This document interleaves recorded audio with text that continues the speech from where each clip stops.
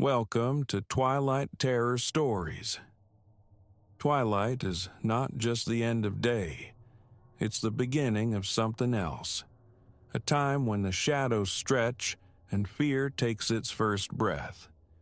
You've stepped into that moment now, and the stories are waiting. Let them find you.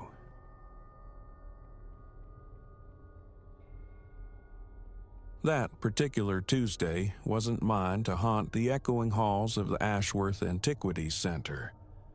Ben, my shift partner, had succumbed to some fever, and the void needed filling. Rent doesn't pay itself, not since Clara carved our life down the middle and walked away with her half. So, the graveyard shift fell to me, alone amidst the glass-eyed stares of taxidermied owls and the silent judgment of artifacts plucked from lives long extinguished. Decent wage for sentinel duty over dust motes dancing on displays of rusted cavalry sabers and chipped pottery shards. Usually. 3 weeks back, the usual curdled into something else. I pinpoint the shift, the precise tick of the clock when normalcy fractured. 11 p.m. rounds.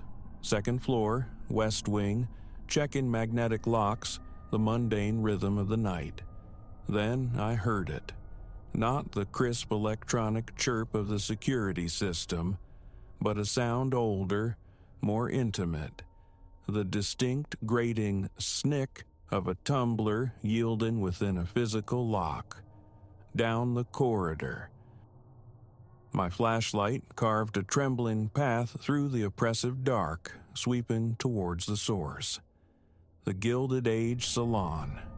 Should have been sealed tighter than a pharaoh's tomb. I'd secured it myself barely an hour prior.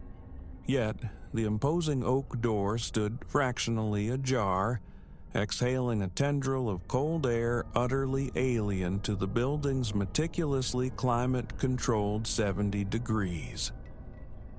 A shove, and the heavy door groaned open, my boot soles whispering against the aggressively polished parquet. Security. The word bounced off vitrines showcasing opulent silks and tarnished silver vanity sets from a bygone century. Silence answered, thick and expectant. Motion detectors remained dormant. A glance at my wrist monitor confirmed the cameras saw only empty space. Still, procedure demanded boots on the ground.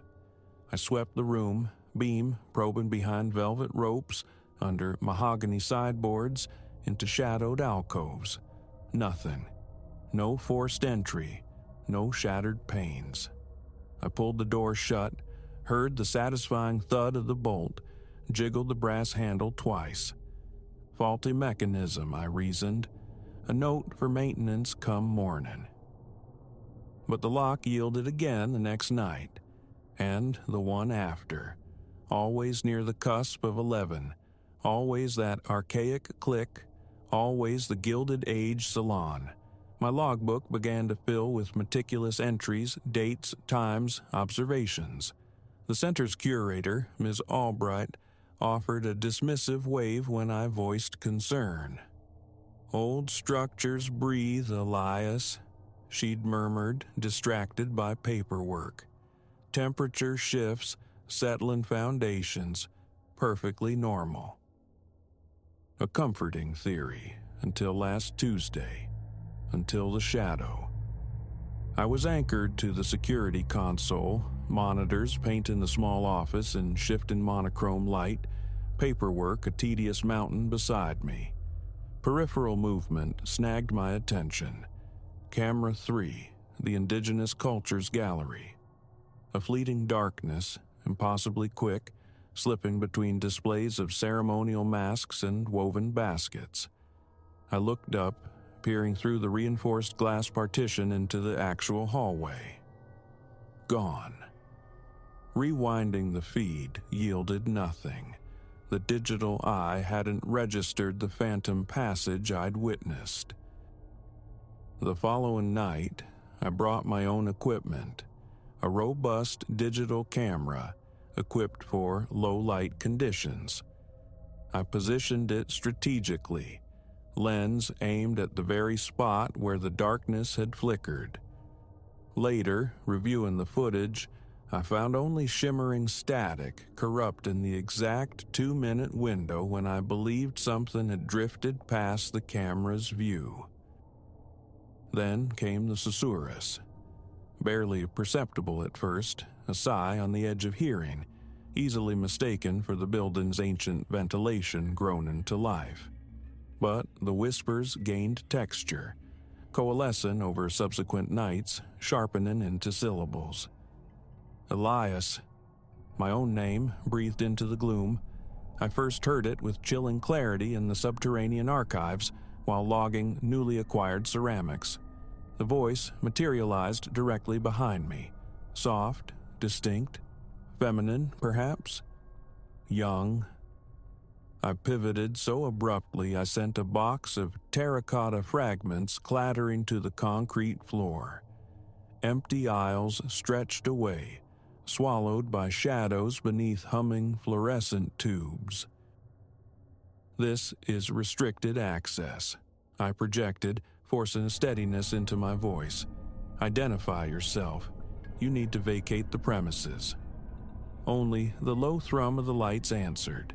15 years I've walked lonely night shifts, warehouses, construction sites, sterile office blocks.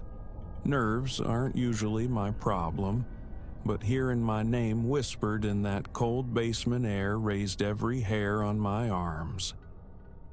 Small rituals of avoidance began. Thermos of coffee from home replaced the basement break room machine. Stairs became preferable to the rattling service elevator. Futile gestures. The whispers were untethered, finding me regardless, growing bolder, more insistent. Sometimes a breath beside my ear as I turned the final lock for the night, sometimes echoing from the far end of an empty corridor I was about to enter. Always my name, always that same youthful female cadence. I clung to rationalizations, phantom drafts in the ductwork, sleep deprivation fraying my sanity. Until the photographs manifested. The first lay face down upon my desk when I returned from rounds last Friday. A sepia-toned print, brittle with age. It depicted a young woman in the turn-of-the-century attire, posed before the Ashworth building itself. Recognizable, yet somehow newer, fresher. Her smile was aimed directly at the lens, one hand lifted in a casual wave. I turned it over. Faded cursive script on the back read, Annalise Vance, 1872. Vance, the center's benefactor.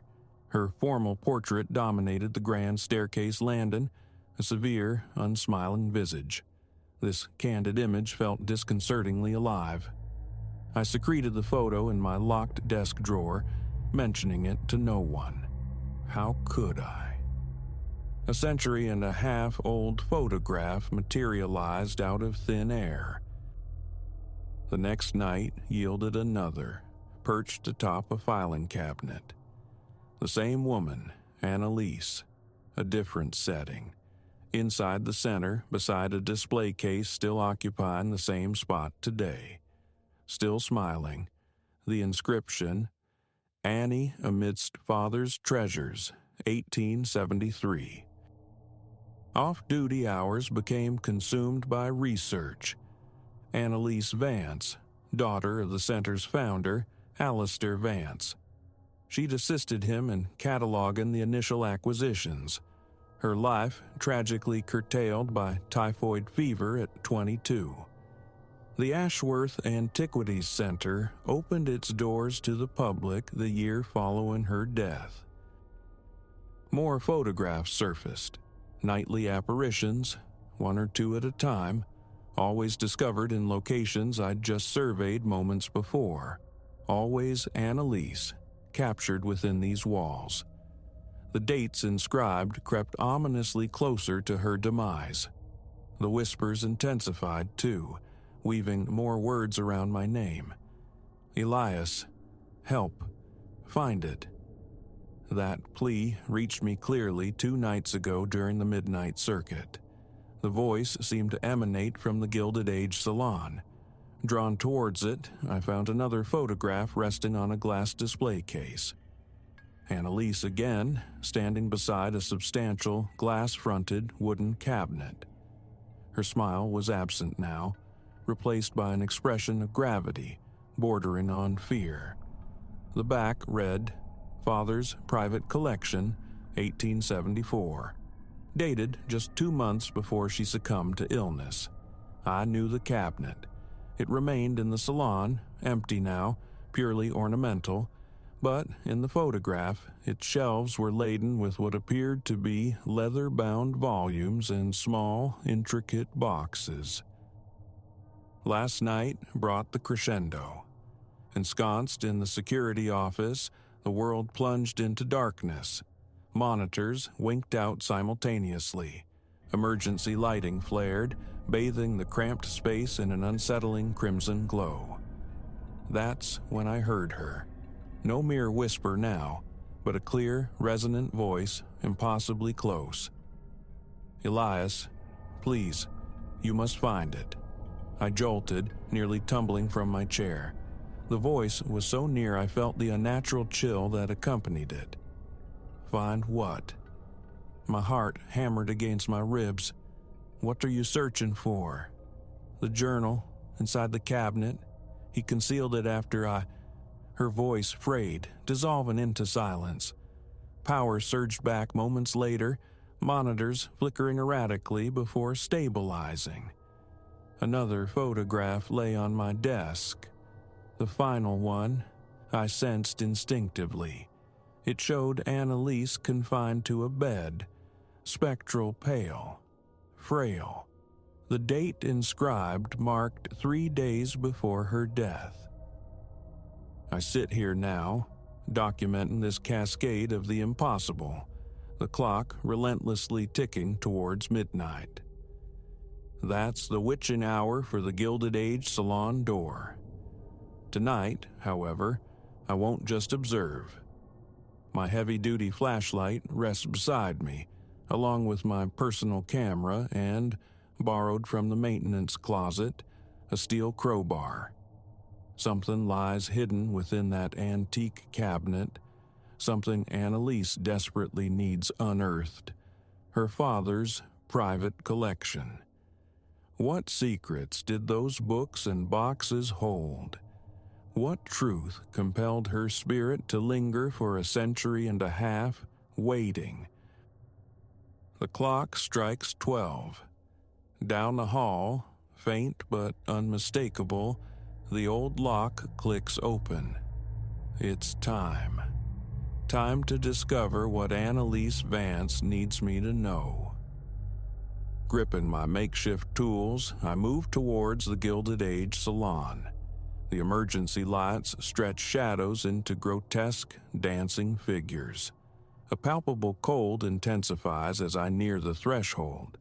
The heavy oak door stands open, an invitation into the gloom.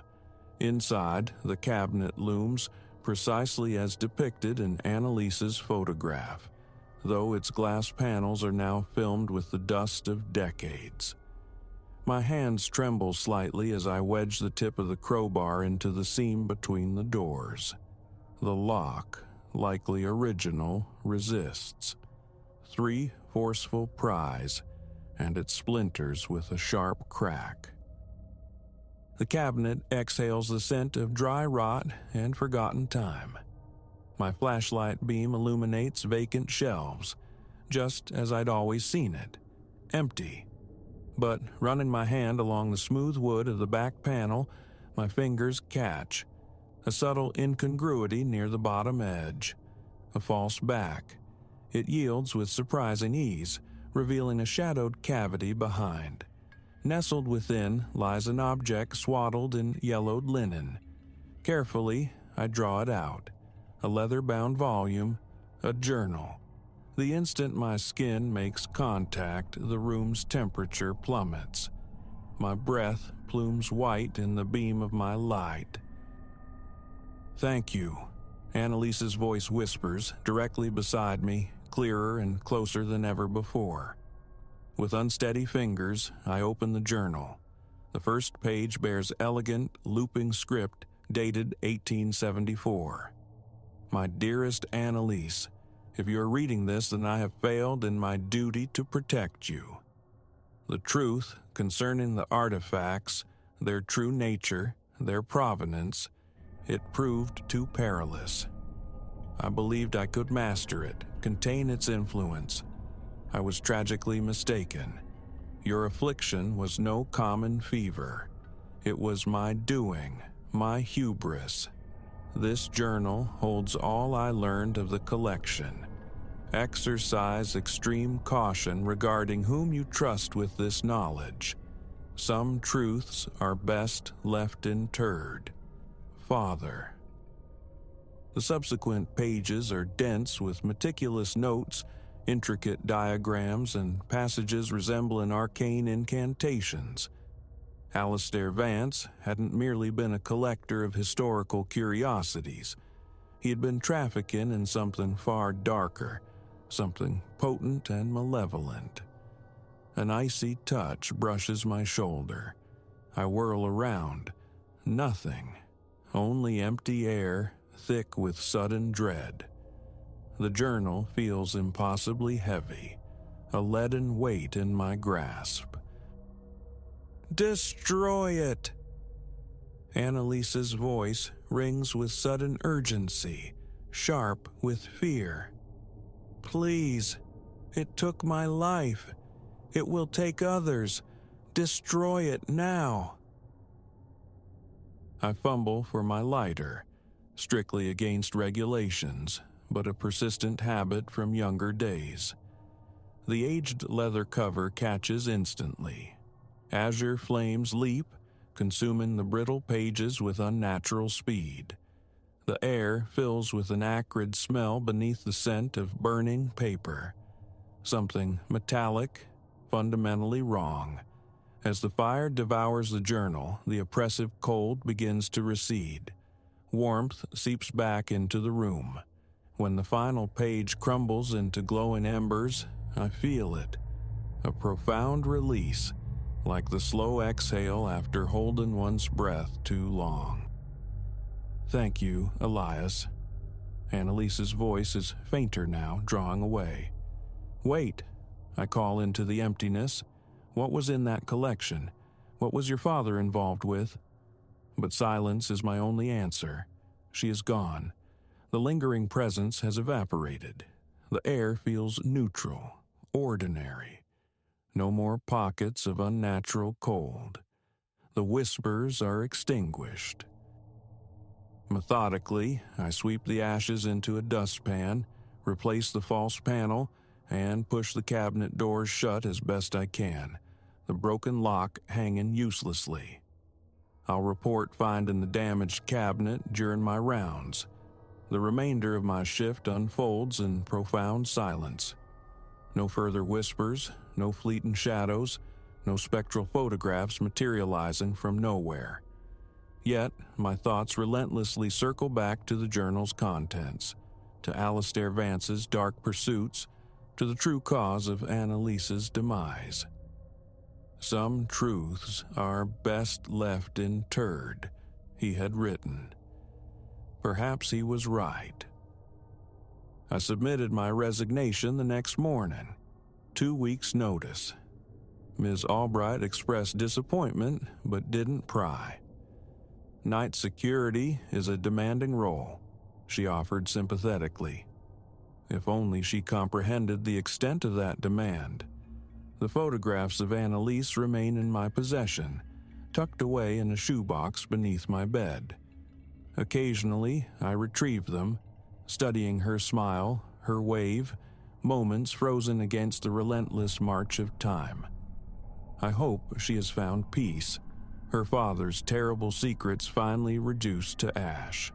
But sometimes, late at night, alone in the quiet of my apartment, I fancy I hear whispers still, not Annalise's voice, something different, deeper, older, and a chilling question surfaces. Did we truly obliterate all the secrets harbored within those walls? Or do other hidden things lie dormant within the Ashworth Antiquities Center, patiently awaiting discovery? I have no intention of staying to find out. Let the next poor soul walk those echoing halls after dark. Some mysteries are meant to remain unsolved.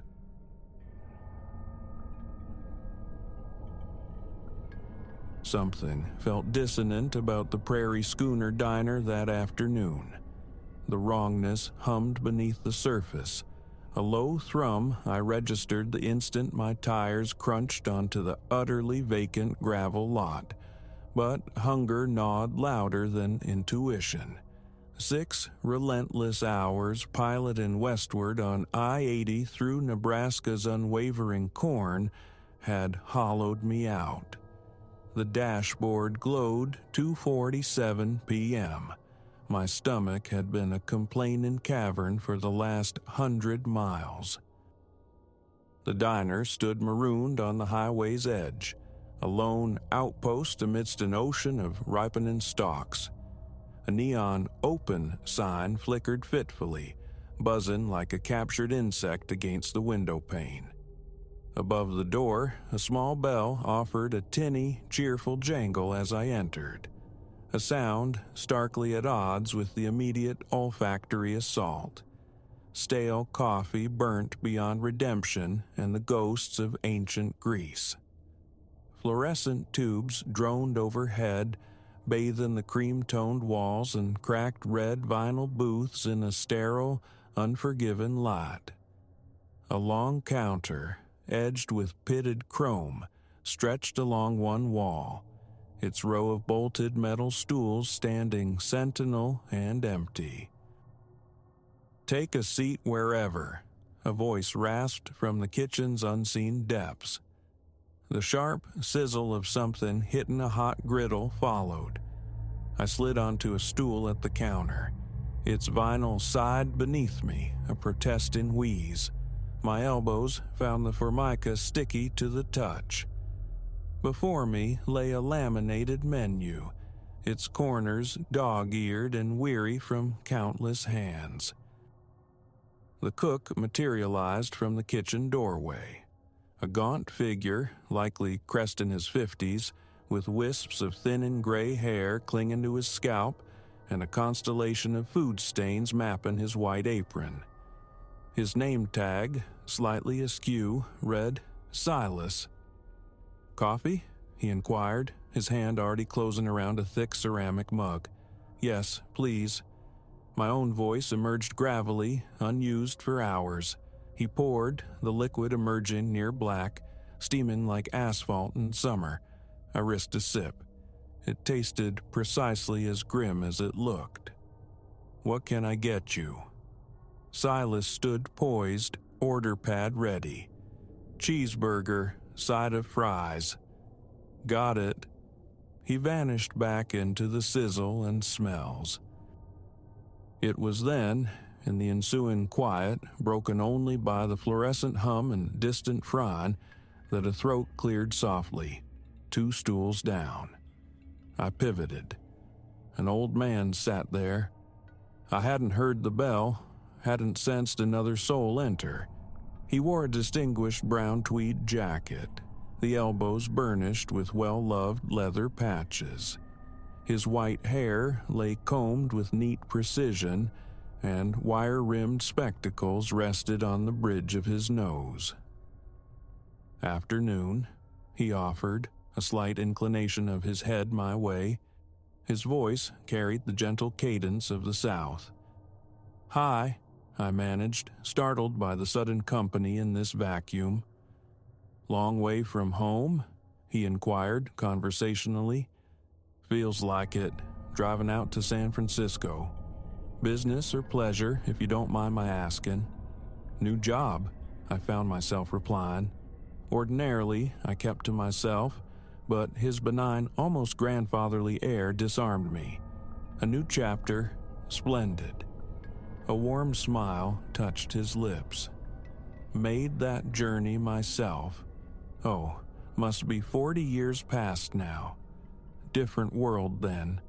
Roads quieter, more havens like this one. He gestured vaguely at our surroundings. The aroma of searing beef wafted from the kitchen, triggering another low rumble in my gut. "What brings you through today?" I asked, mostly returning the politesse. "Just meandering. A benefit of retirement, you see. Time to wander." He chuckled softly. "My wife, bless her, always said I had restless feet." "Had?" The word slipped out before I could stop it. "She passed. 5 years now. Cancer," he stated, the words delivered with a quiet acceptance, devoid of pity. "I'm sorry." He offered a small shrug. "It's the way of things, isn't it? We shared 42 good years. No sense lamenting a life well lived." Silas returned, the plate clattering onto the counter before me, steam veiling the food. "Anything else for you?" "No, this looks great, thanks." The old man observed me as I lifted the burger. "Food's reliable here. Silas has a knack with the flat top." I took a bite. He wasn't wrong. The patty was succulent, the cheese molten and perfect, the bun toasted to a delicate crispness at the edges.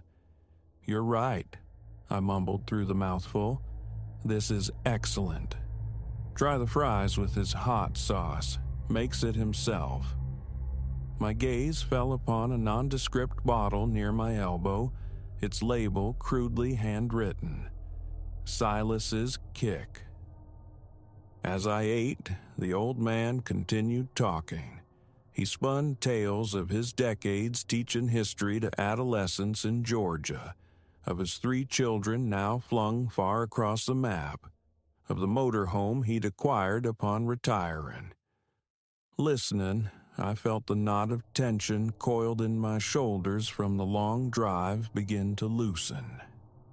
His narratives, laced with gentle humor and quiet wisdom, were absorbing. "And your name, son?" he asked during a natural pause. "Leo," I told him. "A pleasure, Leo. I'm Arthur." We shook hands across the counter space. His grip, despite his apparent age, was surprisingly firm. The conversation flowed easily. Arthur recounted anecdotes of hidden gem diners discovered on back roads, suggested scenic detours I might appreciate, mused on the subtle shifts he'd witnessed in America's small towns over the years. I finished the burger, tackled the fries, crisp exterior yielding to fluffy potato within. The hot sauce added a pleasant, vinegary fire. "How long have you been on this particular trip?" I asked Arthur. He paused, gazing thoughtfully at the counter. "Let's see. Must be nigh on 2 weeks now. Left Atlanta back on the 1st. Quite a journey. When you're retired, son, every day holds the promise of Saturday." He smiled again. "No clocks to punch, no destination demanding arrival." I noticed his coffee cup sat empty. "Need a top-up?" I gestured towards the coffee pot Silas had left nearby. "No, thank you kindly. Reckon I ought to be moving along shortly myself." Silas reappeared, wiping greasy hands on his apron. "Everything tasting all right?" "Perfect, thanks," I said. "Could I get the check?" Silas blinked, a flicker of confusion crossing his face. "Check? For what?" "My burger and fries." "Oh, right." He scribbled on his pad. "That'll be $12.50. I fished out my wallet. "And add his coffee to it, please," I said, nodding towards Arthur's vacated space. Silas's brow furrowed deeper. "Whose coffee?" "His." I pointed directly at the stool where Arthur had been sitting. It was empty. I scanned the diner quickly. Silas and I were the only occupants. "Mister," Silas said slowly, his voice taking on a careful edge, "you're the only one who's come in here all afternoon." The coffee cup I'd seen, the one Arthur had declined refilling, was gone. The counter beside me was bare, save for my own plate and mug. No, that's not right. There was an older gentleman, right there. We talked for ages. Arthur, tweed jacket, glasses. Silas shook his head, a slow, deliberate motion. "Nobody's been in but you. Grill's right there. I can see the whole floor. You've been sitting right here by yourself, eating that burger." A cold fist clenched in my stomach, the recently consumed food suddenly turning to lead. Impossible. We had a whole conversation. He told me about his wife, his kids, teaching history down in Georgia. "Sir," Silas's voice softened with concern, "you feeling all right? Maybe sit tight a minute before you drive again."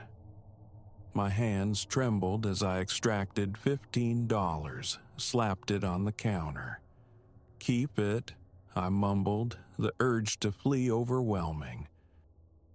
The bell above the door issued its jarringly bright jingle as I shoved my way out. Afternoon sunlight struck my face, painfully intense after the diner's dimness. My car sat alone on the gravel expanse. No other vehicle, anywhere. Keys fumbled, fell, were retrieved. I slid behind the wheel, twisted the ignition. Engine catching, I steered back onto the highway, casting a glance in the rearview mirror. The Prairie Schooner Diner shrank rapidly, its faulty neon sign still pulsing weakly. My hands shook on the steering wheel. A clammy sweat prickled my skin, soaking through my shirt. I pushed westward, exceeding the speed limit, the cornfields blurring into an endless green-gold monotony. The sun bled towards the horizon. My mind raced, a frantic loop. Had I dreamt it all? Was exhaustion playing tricks, conjuring companions from thin air? But the reality of it lingered. Arthur's voice, the timbre of his laugh, the specific details woven into his stories, the way the fluorescent light glinted off his glasses, the solid, tangible pressure of his handshake. And something he'd said resonated. His wife passing 5 years ago, leaving Atlanta on the 1st of the month. In the next town, a cluster of buildings huddled against the dusk, I pulled into a brightly lit gas station. Inside, amongst racks of chips and dusty souvenirs, I found a local newspaper. The date screamed from the masthead, October 15th. With fingers that felt disconnected from my brain, I navigated my phone's browser, typed in Atlanta Obituaries, October 2019. It took a few tries, refining the search, but then it appeared. Dated October 15th, 5 years ago precisely. Arthur Pendleton, 72, cherished husband, father, and educator, passed away peacefully following a short illness. Retired history teacher. The accompanying photograph showed him. Tweed jacket, leather elbow patches glinting faintly, wire-rimmed glasses, that neatly combed white hair. The text mentioned his 42-year marriage, his 3 children, his passion for travel. The phone slipped from my numb grasp, clattering onto the linoleum floor. Overhead, the gas station's fluorescent lights buzzed, an eerie echo of the diner. My own reflection stared back from the glass door, pale, eyes wide with disbelief. Outside, true darkness had fallen, pressing in. I thought of the highway unspooling before me, hours of night still to conquer, and Arthur's words, just meandering, passing through. Back in the car, I sat for a long time, the engine humming quietly, watching headlights slice through the night on the interstate. Finally, I picked up the phone again, dialed the number for the nearest motel advertised on a highway sign. Driving felt impossible now. Not tonight. Not while Arthur's gentle southern drawl still echoed in my memory, recounting travels that had ceased 5 years ago to the day. Not while the phantom pressure of his handshake lingered on my skin, a handshake exchanged at a counter where, according to Silas, I had sat utterly alone. The motel clerk answered. I secured a room. As I drove the short distance, I kept glancing in the rearview mirror. The highway stretched back, empty and black, yet a profound certainty settled over me. I wasn't alone out here, and I couldn't help but wonder how many other solitary travelers on desolate afternoons had shared coffee and conversation with Arthur Pendleton at the Prairie Schooner Diner, listening to stories from a man whose final road trip had ended half a decade before. The motel's vacancy sign cast a lurid red wash across my windshield as I pulled into a parking spot. Tomorrow, I would point the car west again, towards San Francisco, towards the new job, the unknown future. But tonight demanded stillness, a reckoning with the impossible dialogue held in a nowhere diner. A quiet contemplation of the strange spectral afternoon I spent with a friendly traveler who was, it turned out, no ordinary traveler at all.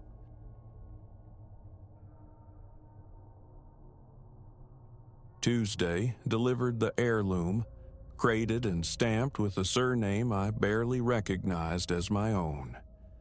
Within the dim confines of my living room, beneath the indifferent glow of a ceiling fixture, I pried open the wooden sarcophagus, anticipating mere furniture. What emerged was a sentinel mirror, tall and imposing, its frame a dark, tormented wood carved into a grotesque populace of visages. A cold fist clenched in my gut. The detail was unnerving, hyper-realistic. Mouths stretched in silent screams, eyes pulled into impossible knots of agony, cheekbones jutting like bluffs beneath parchment-thin skin. Tracing a fingertip across one tortured face, I felt the deep, deliberate grooves. My pulse surged, a frantic drum against the wrongness of it, yet my gaze remained captive. Reluctantly, I wrestled the artifact into my bedroom. The hallway felt too public, an unwilling exhibition for any potential guest. Who, after all, would elect to confront such blatant misery? Still, it was bequeathed, an inheritance demanding some obscure measure of respect for the forgotten ancestor who deemed it worthy of passing down. Why not the garage, a dusty tomb? Some unbidden instinct stayed my hand. I mounted it on the wall, a dark eye staring directly at my bed. That initial night, oblivion was the goal. Lights extinguished, eyes clamped shut, I nonetheless felt its palpable presence across the room. Rolling over, I faced its shadowed geometry. The carved faces seemed to wriggle in the gloom, their agony amplified by darkness. Nerves, I reasoned, workplace stress. Perhaps the latent power of old wives' tales about cursed objects. Sleep remained elusive. Around the stroke of midnight, surrender came. I flicked on the bedside lamp, its weak luminescence catching the mirror's surface. Standing before it, my reflection materialized. Hair askew, eyes shadowed with fatigue, pajamas rumpled. I lifted a hand to scratch my head. That's when the dissonance struck, a fractional delay before the mirrored hand followed suit. I froze, heart hammering against my ribs. Trying again, I raised the other hand. The reflection nearly synchronized, but the movement possessed an unnerving fluidity, a timing just perceptibly off. Imagination, surely. I leaned closer, peering into my own reflected eyes, searching for anomaly. Nothing overt at first. Then, an involuntary twitch of my eyelid. I blinked, and in that fleeting darkness behind my own image, a shadow slipped past near the mirror's lower edge. My bedroom offered no space for concealment. Nothing could stand behind me unseen. I whirled around. Emptiness greeted me. A chill traced my arms, my throat constricting. Extinguishing the lamp once more, I retreated to bed, only to find sleep populated by labyrinthine corridors and fleeting silhouettes. Faint whispers threaded the edges of consciousness. Dreams or something else bleeding through the veil. Morning rituals unfolded under the mirror's scrutiny. Pulling on trousers, shrugging into a shirt, my eyes darted constantly to the glass. Initially, nothing seemed amiss. My reflection moved in perfect concert. The carved faces on the frame retained their static grimaces from the night before. Relief warred with caution. Perhaps exhaustion had painted phantoms. I departed for work, deliberately lingering outside my own home until well past dusk. Returning that evening, I perched on the edge of my bed, observing the mirror. It reflected the mundane. My closet doors, the nightstand, the lamp, all placidly normal. I touched the glass, cold, impassive. The wooden frame felt alternately smooth and coarse beneath my fingertips. No movement, no strangeness. Had I merely succumbed to self-induced panic? After brushing my teeth and changing, I re-entered the room, and saw it again. My reflection lagged, a step behind reality. The discrepancy announced itself as I reached for the lamp switch. My mirrored hand lingered momentarily at waist level before snapping into place. A dull thud resonated in my chest. Inhaling sharply, I felt the familiar tightening. I killed the light and scrambled into bed, averting my gaze. I lay staring ceilingward, adrift in the profound darkness, the silence amplifying the frantic timpani of my own pulse against my eardrums. The mirror's obsidian rectangle dominated the periphery. My bed protested with a creak at every minute shift. I squeezed my eyes shut, seeking refuge, but then a soft, abrasive, scraping sound emerged from the room's corner. My stomach plummeted, a cold sweat bloomed. The old house settling, I told myself, a branch skittering against the window pane. Yet the sound originated undeniably near the mirror. Dread held me immobile. Finally, I forced my head to turn. Through the faint urban glow filtering from the street lamp, the mirror's surface gleamed faintly. Something stirred behind the reflection of my bed. A nebulous shape, tall and indistinct, materialized where no physical form could be. It existed solely within the glass, a phantom guest standing behind my reflected self. I lay paralyzed, breath catching in ragged gasps. I watched the shape glide sideways across the mirrored plane before dissolving. With a surge of adrenaline, I bolted from the bed, slamming the overhead light switch. The room sprang into sharp relief. I confronted the mirror. My reflection stared back, mimicking my frantic movements for several heartbeats. Then, as I drew a breath, its lips parted a fraction of a second after mine. The lag, undeniable, impossible. What recourse was there? My skin crawled. Respectfully in the bedroom, I spent the remainder of the night coiled on the living room couch. Dawn found me stiff-necked and hollow-eyed. Breakfast was choked down amidst frantic attempts to suppress thoughts of the mirror. Escape to work seemed the only imperative. Yet, a morbid compulsion drew me back. Standing hesitantly in the bedroom doorway, I surveyed it from afar. In the clarity of daylight, it almost passed for an innocuous antique, save for the eternally tormented visages framing the glass. I advanced slowly, watching my reflection approach in tandem. This time, it mirrored flawlessly. A wave returned, a hop, perfectly echoed, relief, fragile and tentative, surfaced. I pressed my hand flat against the cool, smooth glass. Nothing untoward.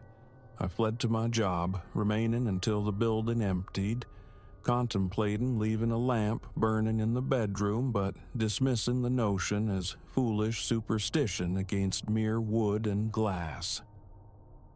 That night, stillness permeated my bedroom upon return. Igniting the bedside lamp, I sat on the bed, watching, waiting. Silence reigned. The mirror remained inert. Exhaustion gnawed, my nerves frayed thin.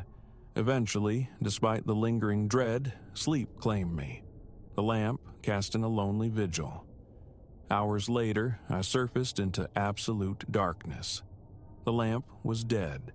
My room, a black void. A peculiar odor hung in the air, stale wood and something like decaying fabric. Had the bulb flickered before expiring? Reaching for the switch yielded nothing. The house felt unnervingly silent, my pulse loud in my ears. Then, a luminescence bloomed from the mirror itself. Not a reflection, but an internal sickly glow emanating from the edges of the glass, like distant candlelight. I sat bolt upright, straining to focus. As my eyes acclimated, shapes coalesced within the mirror's depths. Not reflections of my room, but a procession of spectral forms, elongated and featureless, standing in a silent queue. Their eyes were mere voids, their bodies stark black outlines against the eerie light. My heart hammered a frantic rhythm. I swung my legs over the side of the bed, poised for flight. The silhouettes began to stir. A faint, dry scratching, like fingernails on stone, emanated from the glass. They drifted closer, seeming to press unseen hands against the inner surface of the mirror. A profound chill enveloped my shoulders. Standing, knees trembling, I forced myself toward the door. A rustling sound whispered from behind me. I dared not look back. Bursting into the hallway, I fumbled for the light switch. Blessed illumination flooded the corridor. Peeking back into the bedroom, the mirror appeared normal under the hallway's glow, though my lamp remained dark. Reaching in cautiously, I tried the switch again. Nothing. Retrieving a spare bulb from the kitchen, I replaced the defunct one. The lamp flared back to life. Sleep was unthinkable. I spent the night on the living room couch, every light blazing, mind racing, skin clammy, hands afflicted with an uncontrollable tremor. If the strangeness persisted come morning, the mirror had to go. My sanity was worth more than any heirloom. The following evening, toolbox in hand, I re-entered the bedroom, resolved to dismantle the thing. The instant my fingers brushed the carved frame, a distinct vibration hummed beneath my touch. Subtle, yet undeniably present. I recoiled. Heart pounding, I forced myself to try again. Wrestling the top edge free from its bracket, I was struck by the mirror's unexpected heft. The contorted faces seemed to bite into my palms as I strained, lifting and maneuvering until it came free. I leaned it carefully against a wall, resting on the floor. And then I saw it.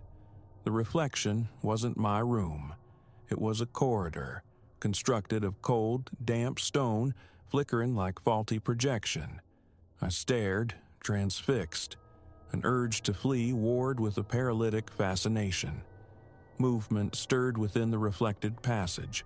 A tall figure, cloaked or hooded, its face obscured, advanced toward the glass from that other place. Nausea churned within me. My breath hitched in short, sharp bursts. I released my grip. The mirror tilted precariously forward. The figure in the reflection extended a hand, and a soft thump echoed from within the glass. Panic seized me.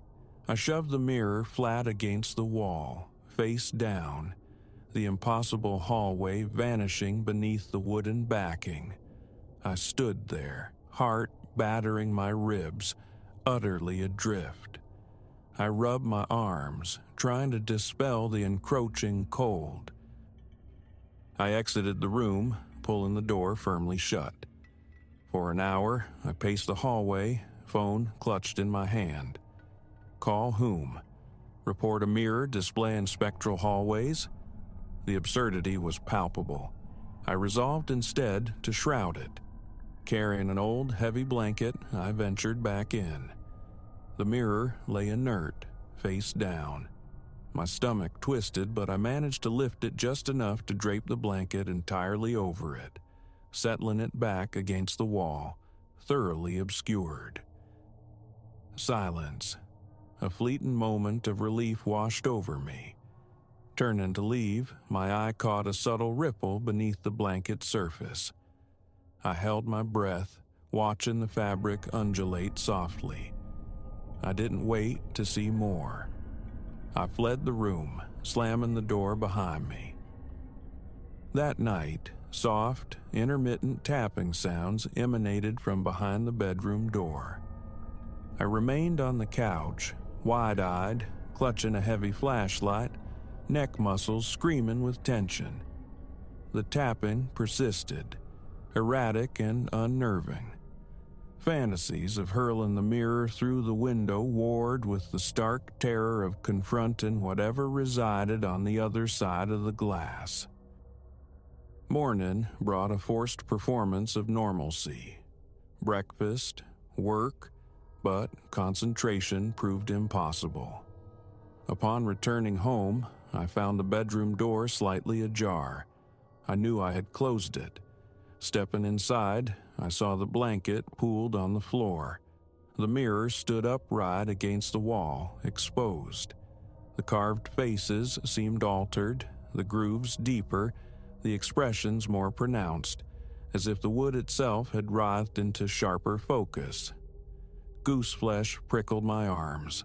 The air felt thick, stagnant, carrying a faint scent of damp earth.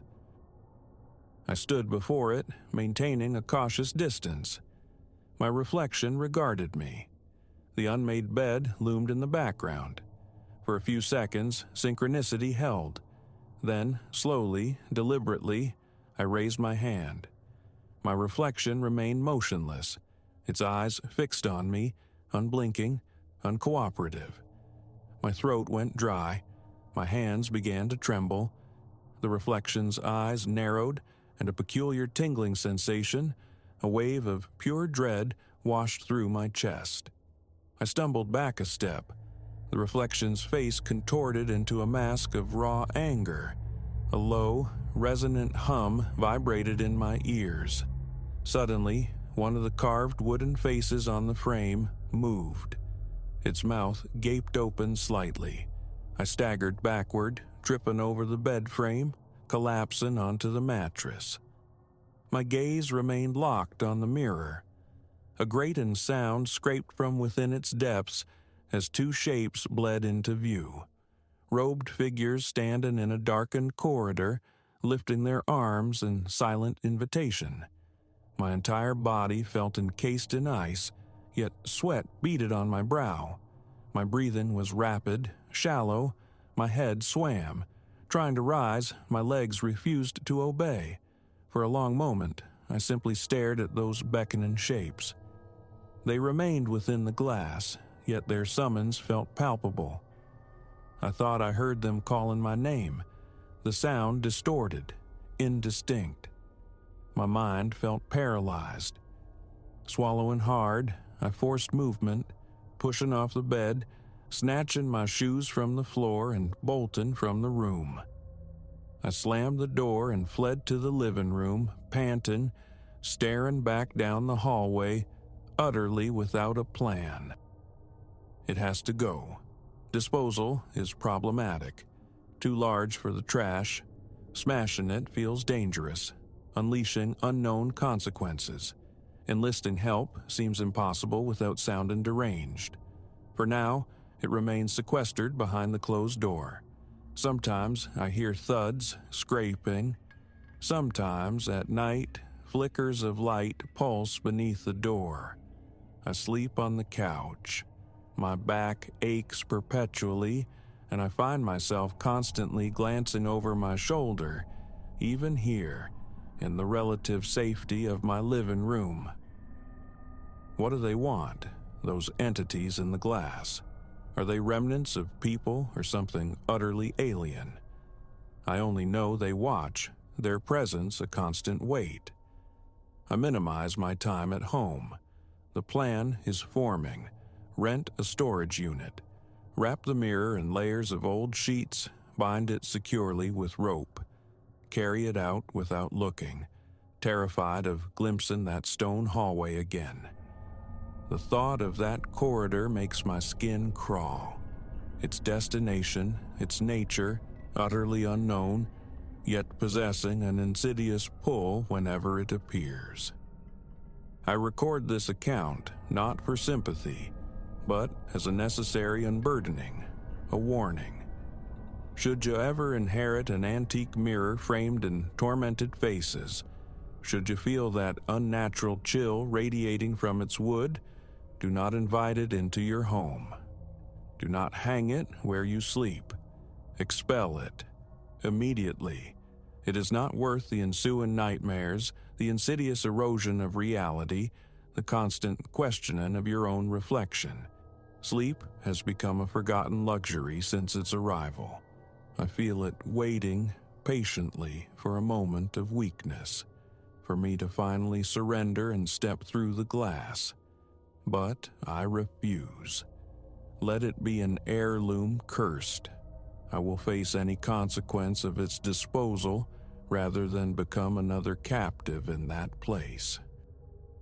Tomorrow, the storage unit. Lock it away. Pray it remains contained. Pray it doesn't follow. Pray for sleep. Even now, faint stirrings echo from the other room.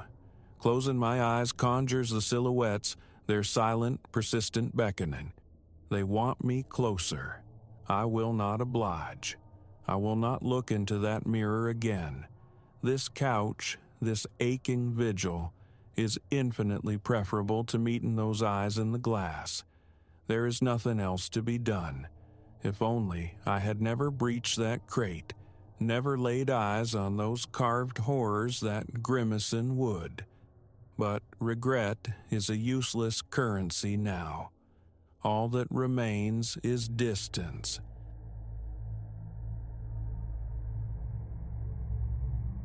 Months of grinding friction had worn my spirit thin, demanding retreat. The city's ceaseless clamor, the press of bodies, the weight of expectation, it all necessitated an escape, a deliberate severing.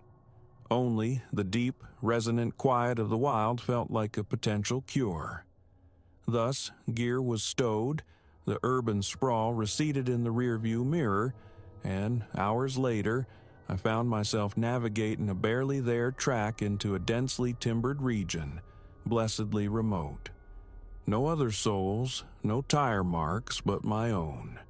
Isolation, profound and absolute, was precisely the balm I craved.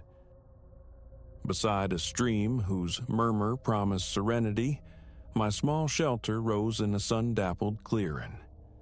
The first day dissolved in aimless wandering, a conscious absorption of the place.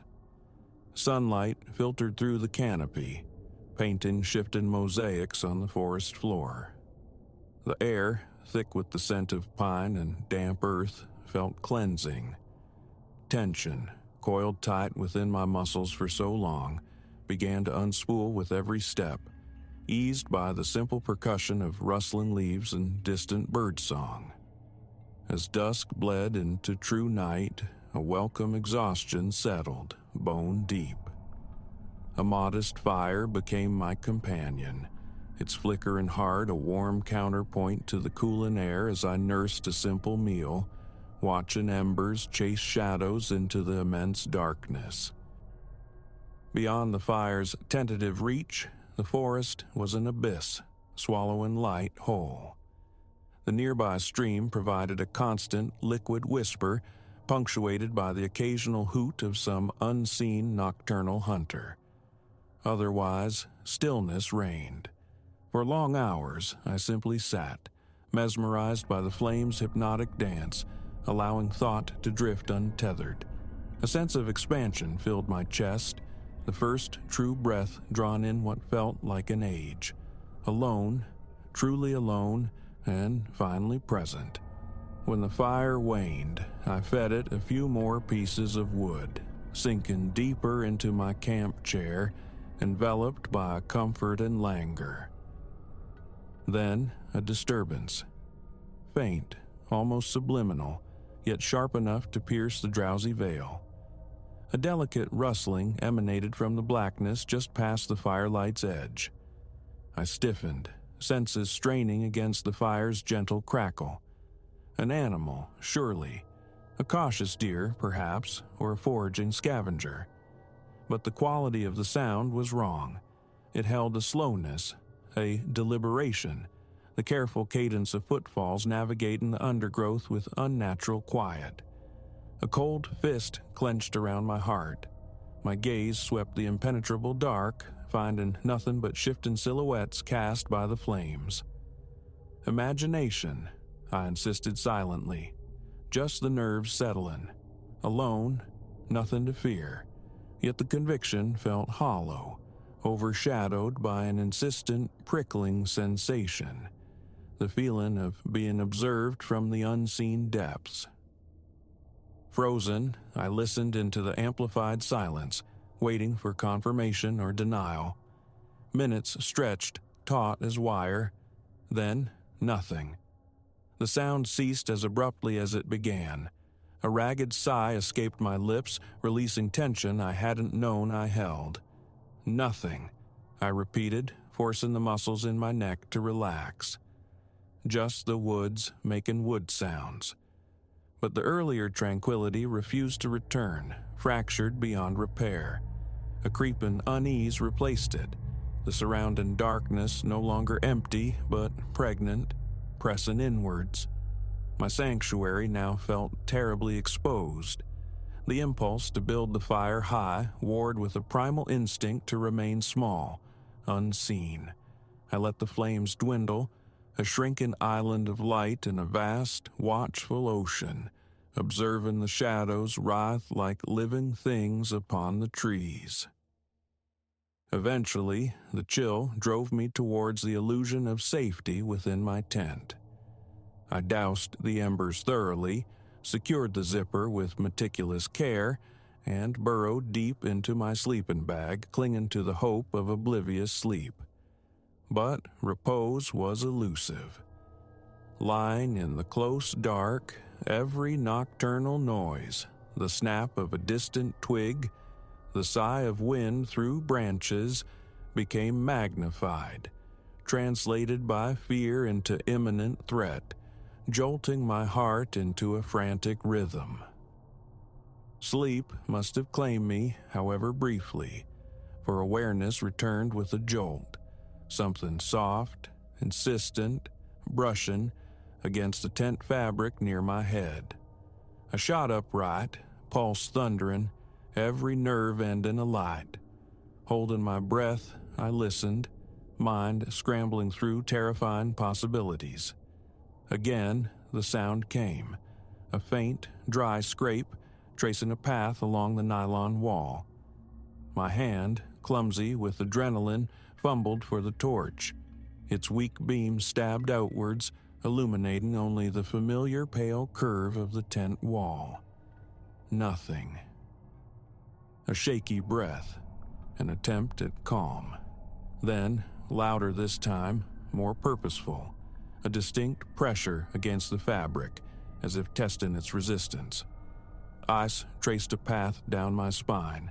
My hands trembled uncontrollably. The thought of confronting whatever lay outside was paralyzing, yet the alternative, waiting passively, felt worse. Steeling myself, I eased the zipper open just a crack. The torch beam, visibly shaken, cut a swathe through the night. Empty space. Trees like skeletal fingers against the lesser dark. The faint, silvery line of the stream. Nothing. For long moments, I remained there, head craned through the opening, ears straining against the profound silence. No further sound disturbed the night. Overwrought, I chided myself. Too much solitude. Retreating, I zipped the tent tight, the small action feeling woefully inadequate. Just as the adrenaline began to ebb, allowing a fragile calm to settle, a new sound began. It was insidious, barely audible, weaving through the stillness, a soft, sibilant whispering. Indecipherable, perhaps not even words, maybe only the wind's mimicry. Yet it sent a fresh wave of visceral fear through me, raising the hairs on my arms. I lay rigid, listening, desperately trying to rationalize it away. But the longer it persisted, the more certain I became. It was a voice, low and muttering, just beyond the threshold of understanding, yet undeniably present. The torch felt heavy in my trembling hand as I reached, once more, for the zipper. Slowly, carefully, I slid it open, directing the beam into the night. Instantly, the whispering ceased. The silence that rushed in felt heavier, more menacing than the sound itself. Again, I scanned the campsite, heart pounding a frantic tattoo against my ribs.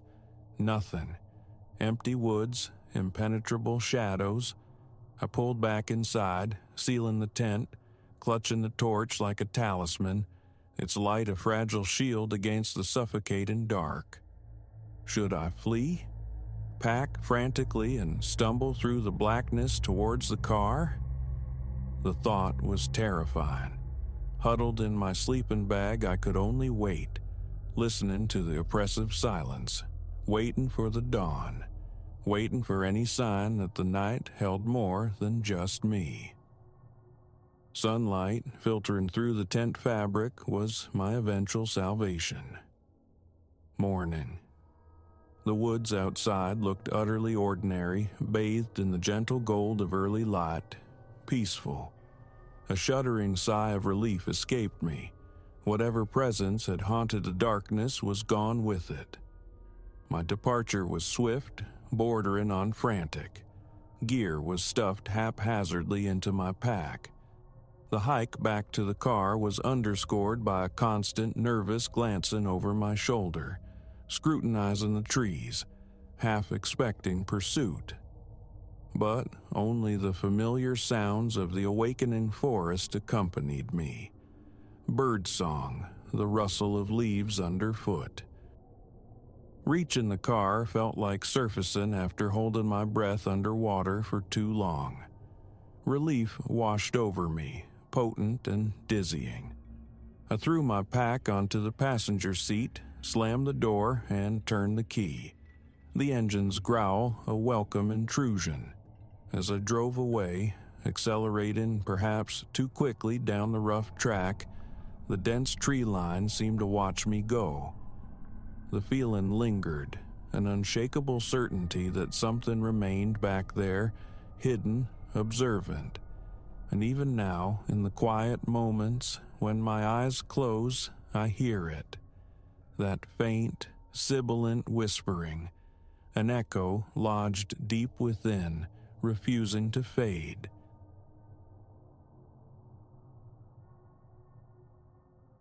A chill, deeper than the water's usual bite, coiled in Silas's gut as he stood poised on the dam's concrete lip.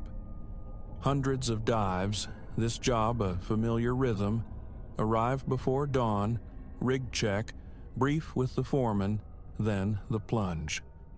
Always methodical, but this morning, the reservoir's familiar murky jade seemed sullen, opaque, holding secrets in its depths. He ran a gloved hand over his oxygen tanks, tested the regulator's hiss, wiped a bead of sweat from his brow despite the cool air. Just fatigue, he reasoned, a restless night's legacy. The explanation felt thin, offering no warmth against the encroaching dread. Drawing a ragged breath that did little to steady him, he cinched his mask straps tight, flashed a thumbs up to the watcher on the platform, and surrendered himself to the water's embrace. The cold was an immediate slap, tightening the skin across his face. His pulse hammered, a familiar drumbeat against his eardrums that usually sharpened his focus. Slipping beneath the surface, the world muted. Ordinarily, the initial shock subsided, replaced by the steady cadence of his breathing as he descended.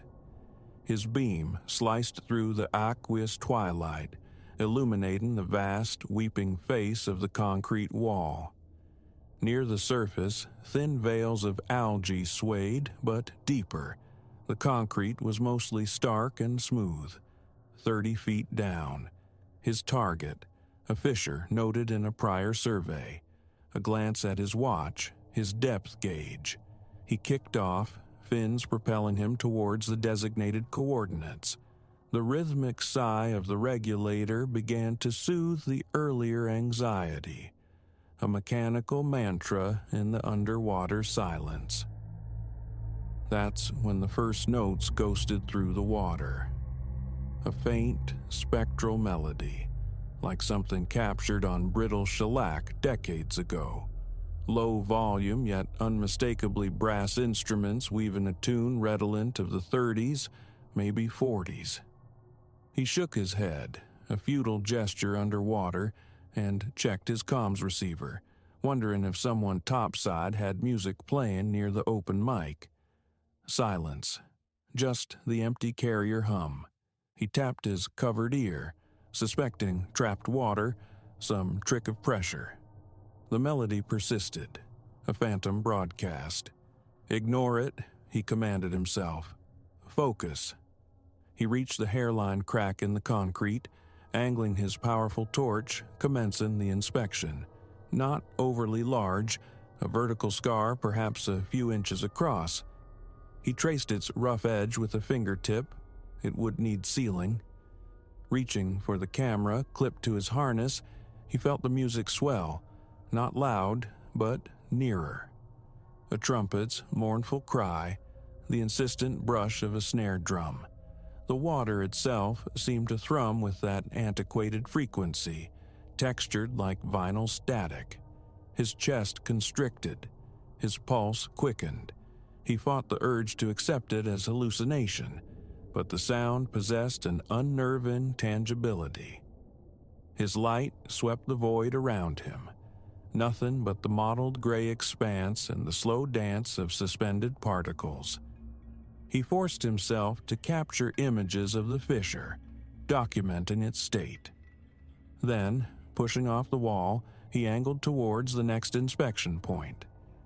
As he swam, the music ebbed and flowed, a capricious signal from a distant, ghostly station. Tapping his helmet yielded nothing. He pressed on, the tension in his gut a cold counterpoint to the regulator's hiss, aiming his camera at a cluster of potentially corroded bolts. Snap, snap. Then a distinct tap against his mask. Soft, insistent, like knuckles rapping on a window pane. He recoiled, blinking behind the glass, and saw it. A damp handprint, stark against the inner surface, directly in his line of sight. Frozen, his heart seized, breath catching raggedly in his throat.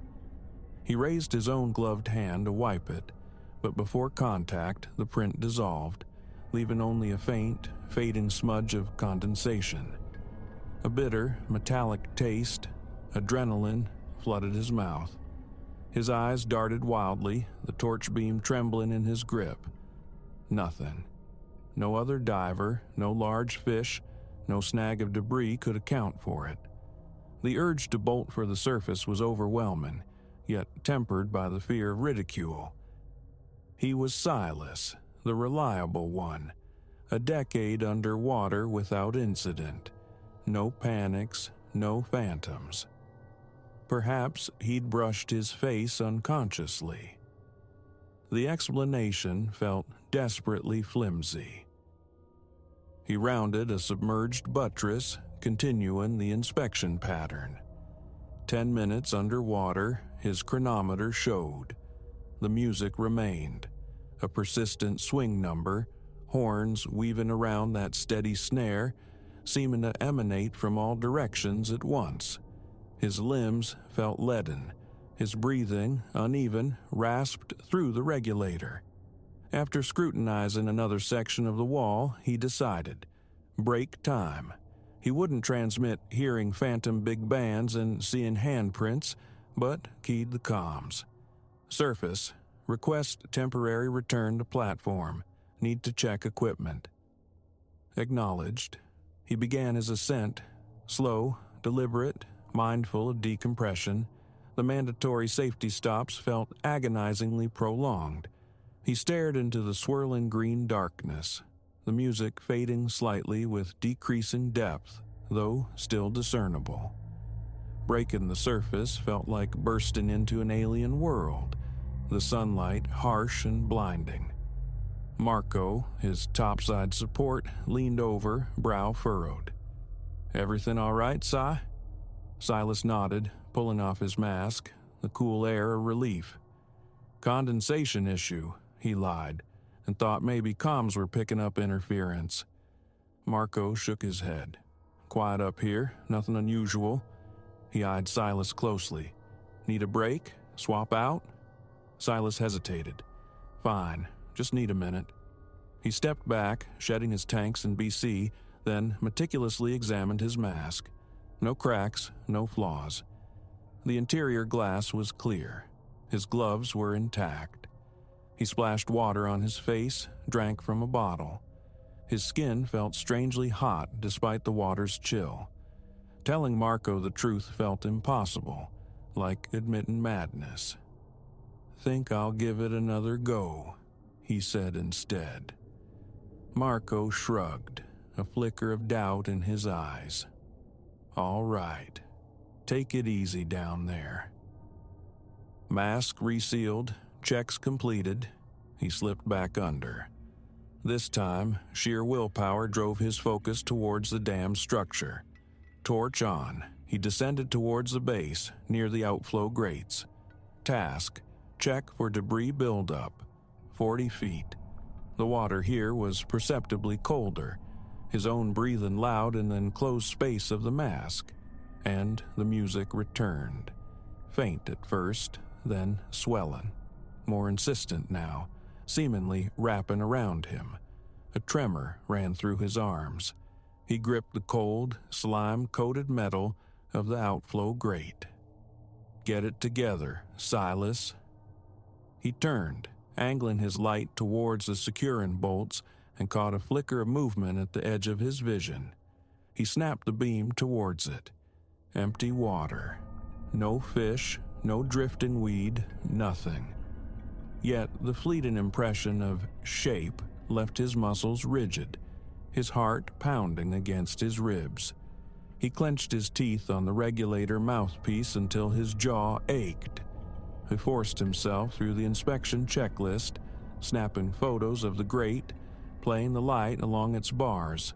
Suddenly, a distinct pressure against his shoulder, light, almost tentative, like a hand resting there. He spun around, torch sweeping the void. Nothing. The music surged, louder still. He moved away from the grate, back towards the main wall, feeling a subtle vibration through the water, a thrumming against his eardrums. The melody seemed to slow, morphing into a different tune, still vintage, a vocalist's warble drifting in and out, the words indistinct, the tone languid, haunting. He considered aborting, heading straight up, but the protocol demanded a full circuit. Stick to the plan. Get the photos. Get out. He pushed onward, scanning the concrete. Torchlight found more hairline cracks. Camera clicked. Breath stuttered. Hand shook. Then, as he neared the final section of his sweep, he saw it again. A fresh handprint materializing on the inside of his mask. Sharper this time. He could discern the faint outlines of fingers, the curve of a palm, even the ghost of creases where a thumb would bend. Too intricate for a glove smear, too deliberate for condensation. His stomach lurched. A strangled gasp escaped into the regulator. He squeezed his eyes shut, shook his head violently. Opened them. The print remained, stark and undeniable. His mouth was bone dry. His pulse felt like it was trying to beat its way out of his throat. Then, slowly, like breath on cold glass, it began to fade. He raised his hand, fingertips brushing the smooth interior surface as the last trace evaporated. The music played on, threaded with the faint crackle of static, an old radio losing its grip on a signal. Enough. He signaled the surface. Ascending. Job incomplete. He didn't wait for acknowledgement, didn't care about the questions. The foreman's voice crackled, laced with concern. Silas, status? Feeling off, Silas managed, his voice tight. Need to come up. Roger that. Ascend slowly. Maintain safety stops. He obeyed, rising through the water column, each stop an eternity. The music clung to him until the 20-foot mark, then gradually dissolved into silence. Marco and another crewman hauled him onto the platform. Gear malfunction? Marco asked immediately. Silas shook his head, unable to speak. His face must have betrayed him. Marco's concern deepened. Whoa, sit down, man. You look like you've seen a ghost. Silas nodded numbly, collapsing onto the edge, fumbling with his mask and regulator. His chest felt banded with steel. His breathing came in ragged gasps. He avoided their eyes, unsure how to articulate the sheer wrongness of the experience. Marco pressed gently. Seriously, Si, what happened? Hear something? See something? A long pause. Finally, Silas met his gaze. Yeah, he admitted, his voice low. Music, old music, down there, and prints inside my mask. Marco stared, then a skeptical frown. You pulling my leg? No. The certainty in Silas's voice seemed to register. Marco's frown deepened into puzzlement. Right, full gear check, now. Must be condensation, maybe a reflection. The music, interference, boat passing. Silas knew better, but just nodded, too drained to argue. They went over every piece of his equipment. Mask, regulator, comms, perfect condition. No leaks, no flaws, no rational explanation. He sat there for a long while, the clammy chill refusing to leave his skin despite the warming air, goose flesh prickling his arms. The tension knotted in his neck and shoulders felt permanent. Marco eventually broke the silence. Wanna call it? I can finish up, or we get someone else. Part of Silas screamed to pack up, drive away, never look back. But pride, that stubborn core of professionalism, resisted. He didn't want the whispers, the reputation for being spooked. After another 10 minutes, forcing down some water, he made a decision. One more quick pass, just the upper section, 15 feet, get the last few shots. Marco looked uncertain but nodded. Your call, be careful. He submerged one last time, forcing slow, measured breaths. He stayed shallow, near the surface light, quickly scanning the uppermost joints and seals. The water felt merely cold and dark now, the only sounds his own breathing and the gentle lapping against the concrete. No brass bands, no spectral vocals. Perhaps it was over. He was framing a final shot when a blur of motion flickered at the periphery of his vision. He turned his head, sweeping the light. Farther down, in the deeper gloom, a faint, indistinct shape seemed to drift, dissolving the instant his beam touched it. His scalp prickled. The familiar hammer returned to his chest. A quick, panicked glance inside his mask, clear. But the dread was back, thick and suffocating. He signaled his return immediately and ascended without hesitation. Reaching the platform, he just said, "Done." Marco didn't argue. Silas felt weak-limbed, shaky, stripping off his gear with clumsy haste. Another worker ambled over. "How'd it go?" Silas offered only a noncommittal shrug, pulling off his wetsuit top, toweling his face vigorously. A dull ache throbbed behind his eyes. His muscles felt simultaneously stiff and jittery. He packed his equipment in silence, loaded his truck, and drove away from the dam without looking back. The entire journey home, his mask sat on the passenger seat, an object of morbid fascination. He kept glancing at it, half expecting a spectral print to bloom on the glass, half listening for a phantom tune on the truck's radio. Silence, but his nerves remained frayed wires. At home, a long, hot shower failed to wash away the deep-seated chill. The memory of that melody, the way it crawled under his skin, replayed relentlessly.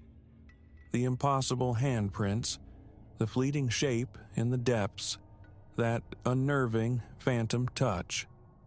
The next day, reporting to the foreman, he recounted the events objectively. The supervisor listened, perplexed, offering platitudes about underwater acoustics, tricks of light, maybe nitrogen narcosis, though Silas hadn't been deep enough for long. He suggested Silas take a few days off. Silas agreed, recognizing it wasn't just physical fatigue. An indefinable unease lingered, a sense of something unresolved left behind in those murky depths. The phone never rang with follow-up questions. His photos were deemed adequate. The repair teams would handle the cracks. No other divers reported music or apparitions. Silas still dives. Dam maintenance, pipeline inspections, the familiar underwater toil. But he refuses assignments at that particular reservoir.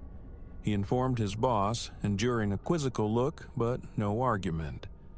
Sometimes, late at night, in the quiet of his house, he catches it. A fleeting whisper of brass, a few stray notes of that antiquated tune, faint as a poorly tuned radio on the edge of hearing, then gone. He has no explanation. He trusts his gear, his training, his senses. But none of that accounted for the music that wasn't there, the handprints from nowhere, the touch in the empty water. He knows only what he heard, what he saw, what he felt, and every time he prepares to descend into the silent, waiting depths. He remembers the cold, the dark, and the spectral echo of an old song drifting through the water.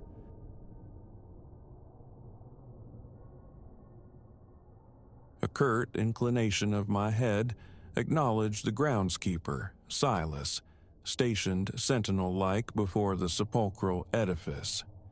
His greeting was a clipped murmur, followed by a vague gesture towards the immense, shadowed maw of the front entrance. Years of neglect had woven a shroud over the place, a grand structure whispered to have once pulsed with life, now surrendered to silence and decay.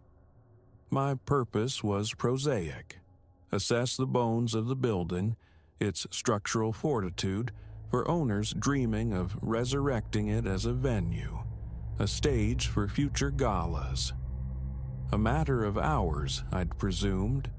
Trace the load-bearing walls, hunt for fissures, scrutinize the timber skeletons overhead, catalog the frailties.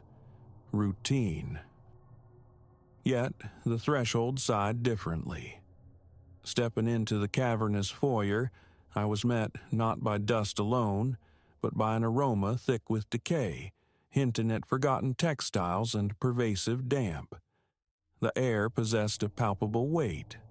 Silas offered a final, inscrutable look before turning away, phone pressed to his ear, his form dissolving into the gloom outside.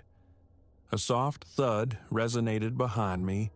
The heavy doors had swung shut, sealing the silence within. A knot tightened in my chest, an unwelcome guest I brusquely dismissed, thumbing my heavy-duty torch into life. Its beam sliced through the oppressive dark, revealing a central artery, a hallway plunging into the building's depths. Each footfall coaxed groans from the floorboards beneath. Plaster wept from the walls in pale drifts. Dust lay like funeral velvet on every surface.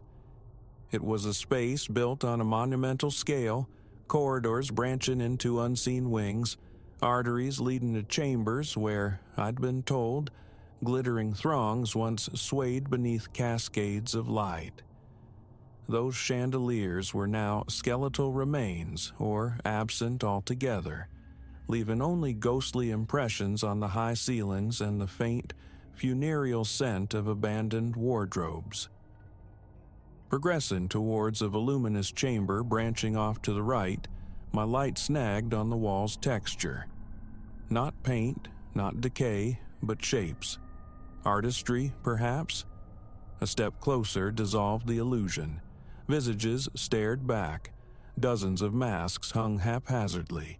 Each bore features warped and strange, mouths twisted into leers or silent screams, eye slits narrowed to malevolent crescents or gaping voids.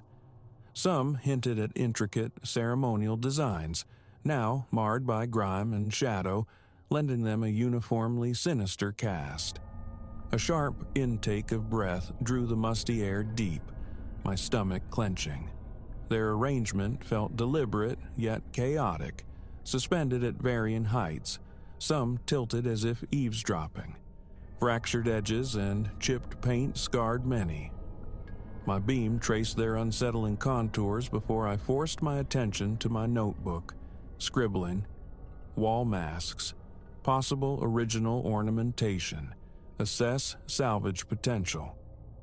I moved onward, attempting to banish their grotesque asymmetry from my thoughts.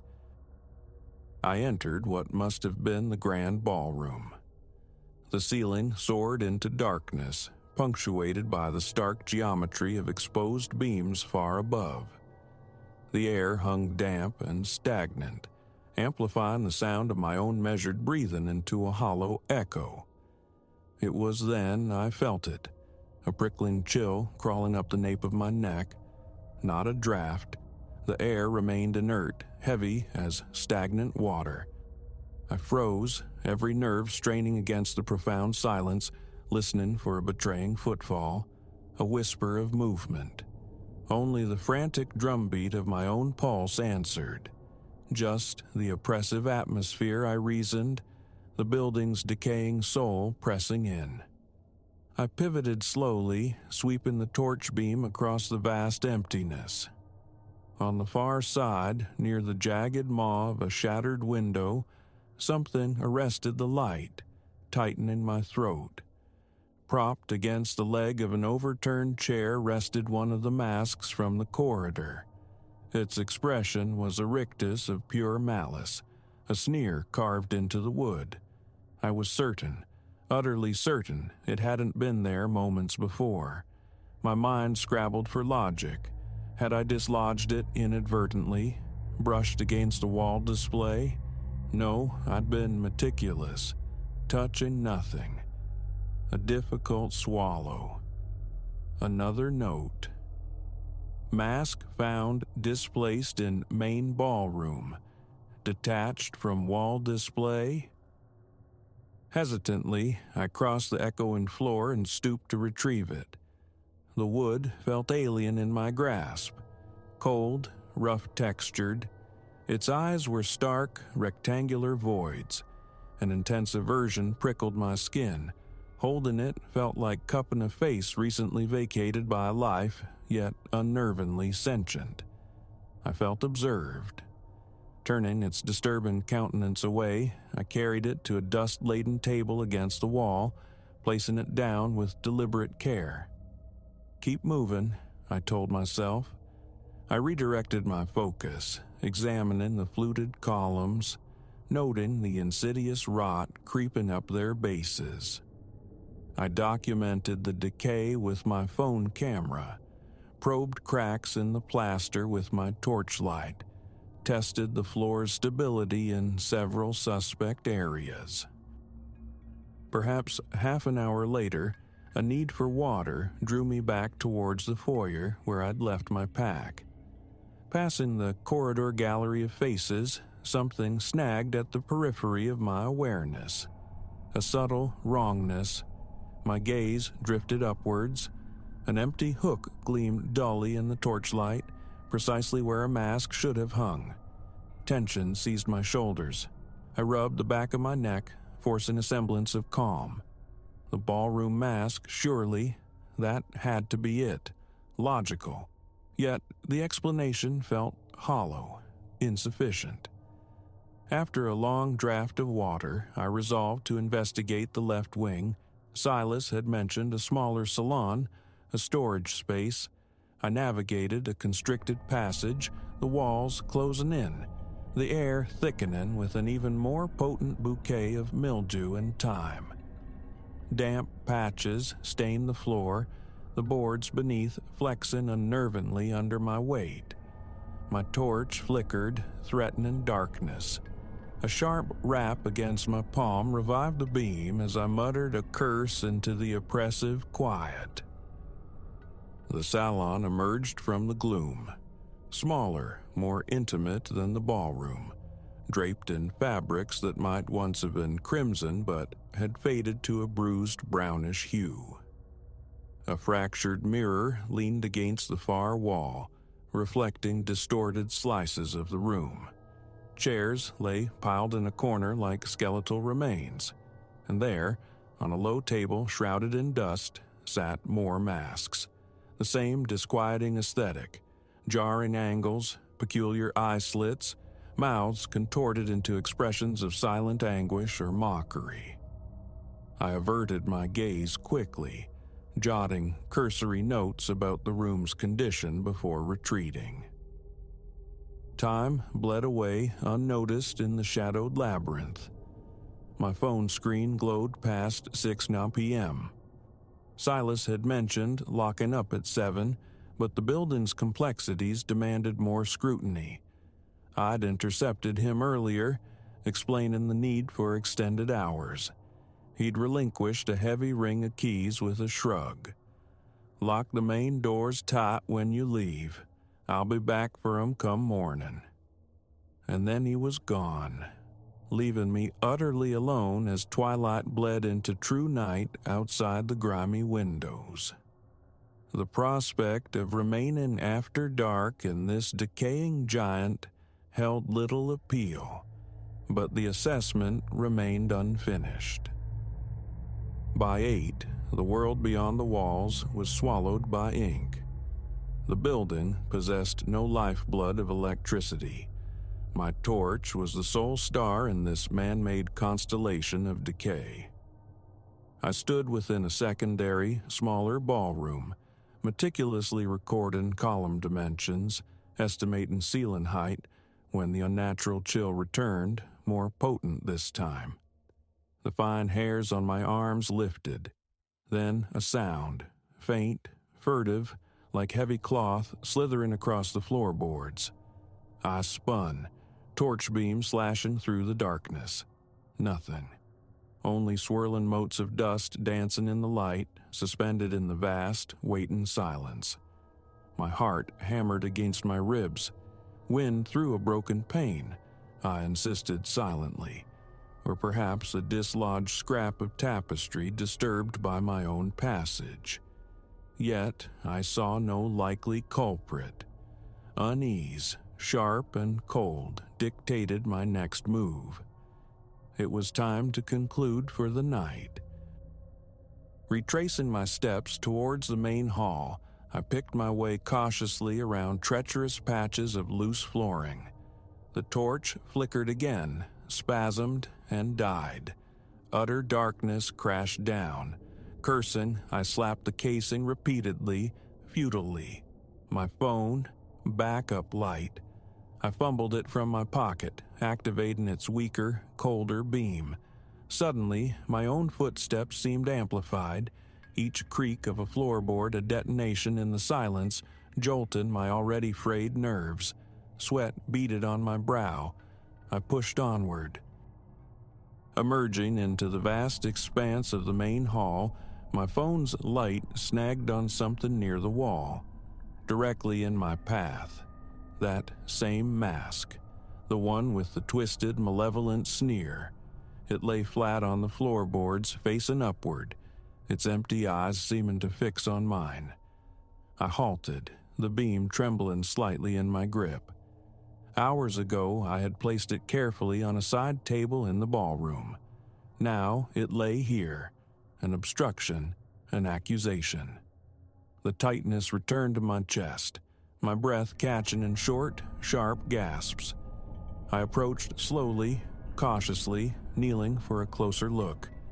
Dust coated its carved planes, the rectangular eye holes aimed squarely at me. A wave of visceral revulsion washed over me. An inanimate object, wood and paint, yet it pulsed with a dreadful sense of waiting. My hand, trembling visibly now, reached out, fingers closing around the cold wood. Logic screamed for purchase. It must have slid from the table, vibrated loose, rolled due to an imperceptible floor slant. Explanations felt thin, threadbare. I rose, holding the mask at arm's length, an unwanted, unholy relic. My gaze swept back to the wall display in the adjacent corridor. Not one, but 3 hooks now stood vacant. I hadn't registered the others earlier. Panic fluttered. I scanned the surrounding floor with the phone's light. No other masks lay scattered about. A new resolve formed. Return it. Hang it back on its designated hook. See if it remained. I started back down the corridor, each step deliberate, measured, feeling as though I were wading through thickened air. The echo of my progress seemed unnaturally loud. Reaching the gallery of faces, I located an empty hook and carefully suspended the sneering visage upon it. The moment my fingers released the wood, a violent shiver traced my spine. Watched. The sensation was overwhelming, suffocating. My breath hitched. Sweat slicked my palms. Taking a hesitant step back, I held the phone's light steady on the mask. It hung perfectly still.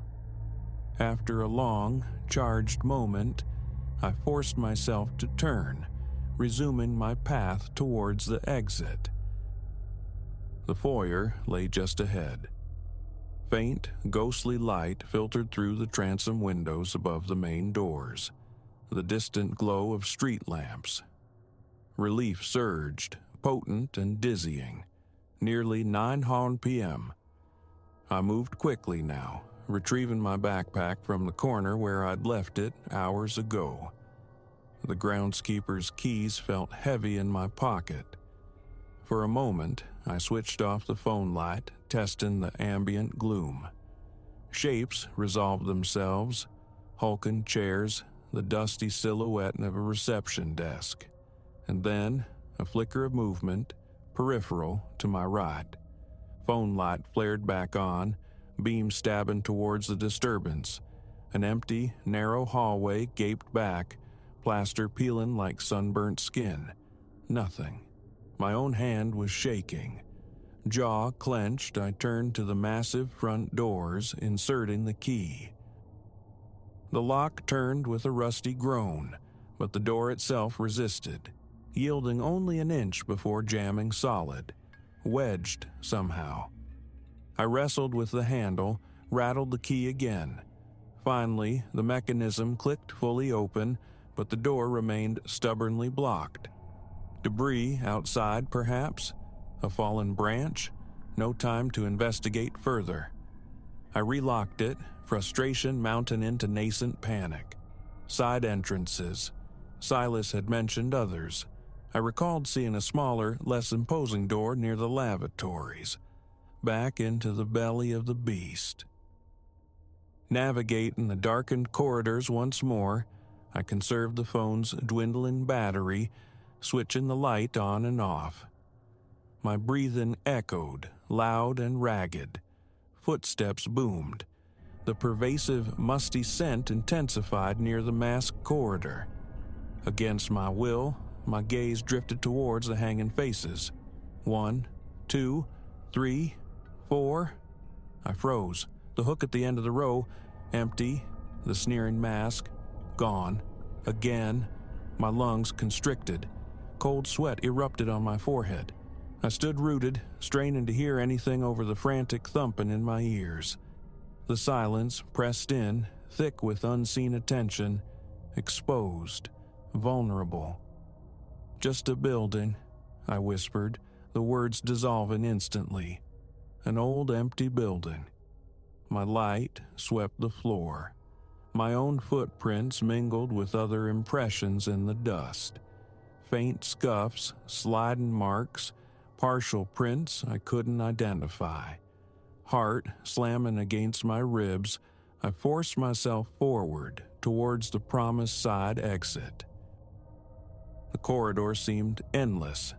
Finally, the lavatory area, and beyond it, the side door. Heavy, dark wood, clearly less frequented. I hastened towards it, hope flickering anew. Then I saw it, leaning against the wall, just beside the door frame, perfectly upright, as if placed there deliberately. The mask. Its empty socket stared directly at me. My breath came in frantic, shallow bursts. My hands felt clammy, useless. Ignoring it, fighting waves of nausea, I lunged for the door handle. It turned. The door opened a crack, then stopped dead. Blocked from the outside. A heavy obstruction. I threw my shoulder against it.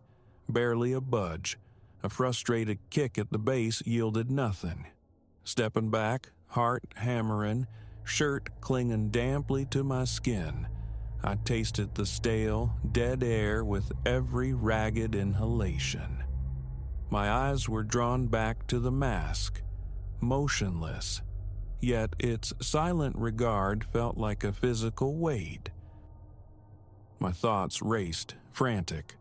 Windows, some were boarded, others shattered, but perhaps one. I hurried back down the hallway, phone battery now a critical 15%. I found a tall window, its latch encrusted with rust. Putting my weight into it, I wrenched and strained until it screeched open a few precious inches. Cool night air, the faint glimmer of distant lights, and a heavy metal grate fixed securely on the outside. I struck it futilely with my palm, immovable without tools. Panic crested, hot and suffocating. Phone out again. Call Silas. No signal. Thick stone walls, perhaps. Text message. Failed to send. Nearly 9:30. Find another way.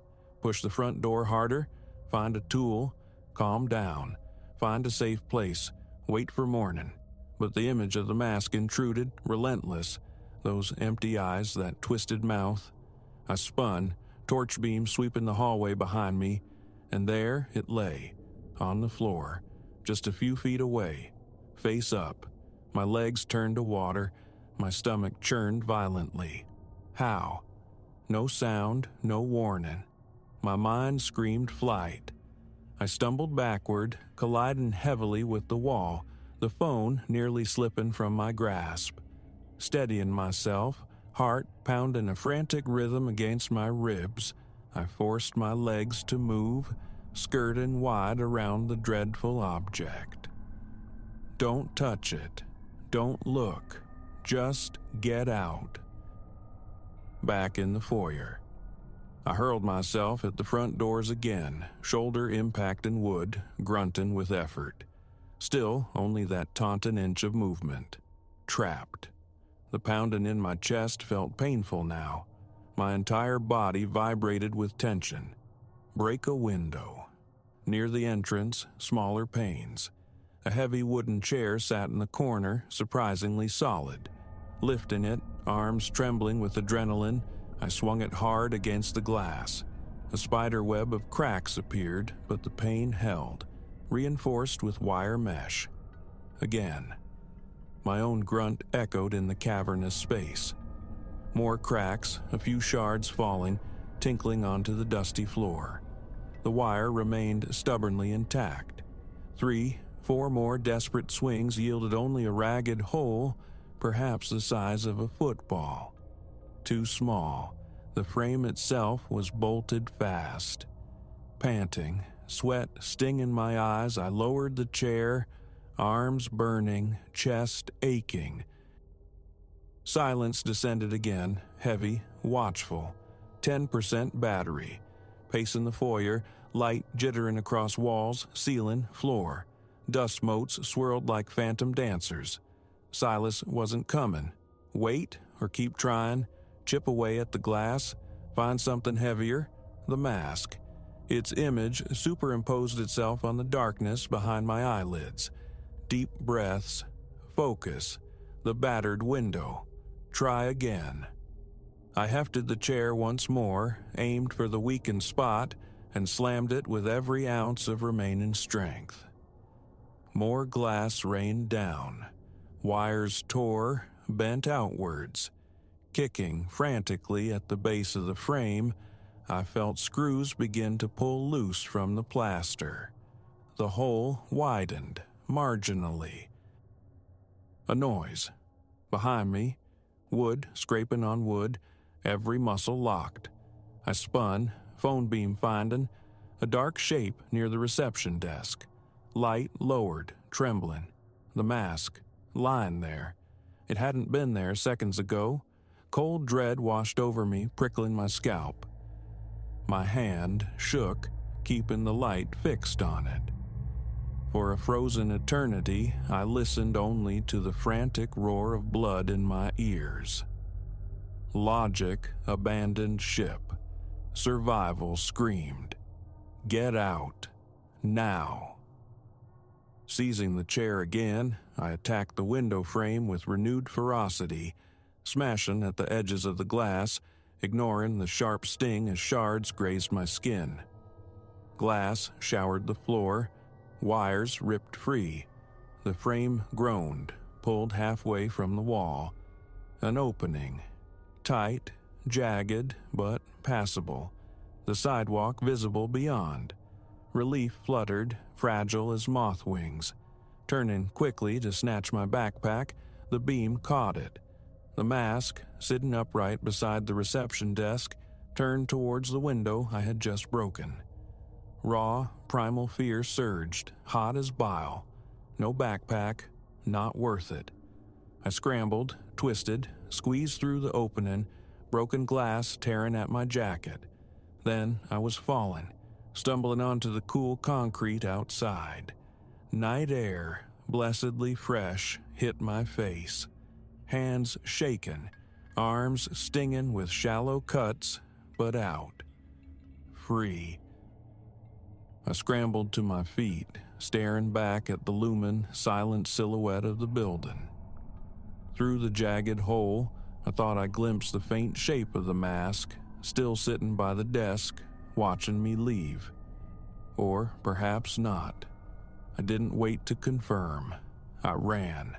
Down the empty sidewalk, footsteps echoing in the late-night stillness, not stopping until I reached the sanctuary of my car. Doors locked, engine roaring to life, heart still trying to batter its way out of my chest. One last glance in the rearview mirror. The building stood dark, inert, deceptively empty. But the chill lingered deep in my bones. Gripping the steering wheel with white knuckles, I took several ragged breaths, then pulled away from the curb, accelerating into the night. I didn't look back again. Report later. Right now, distance was the only imperative.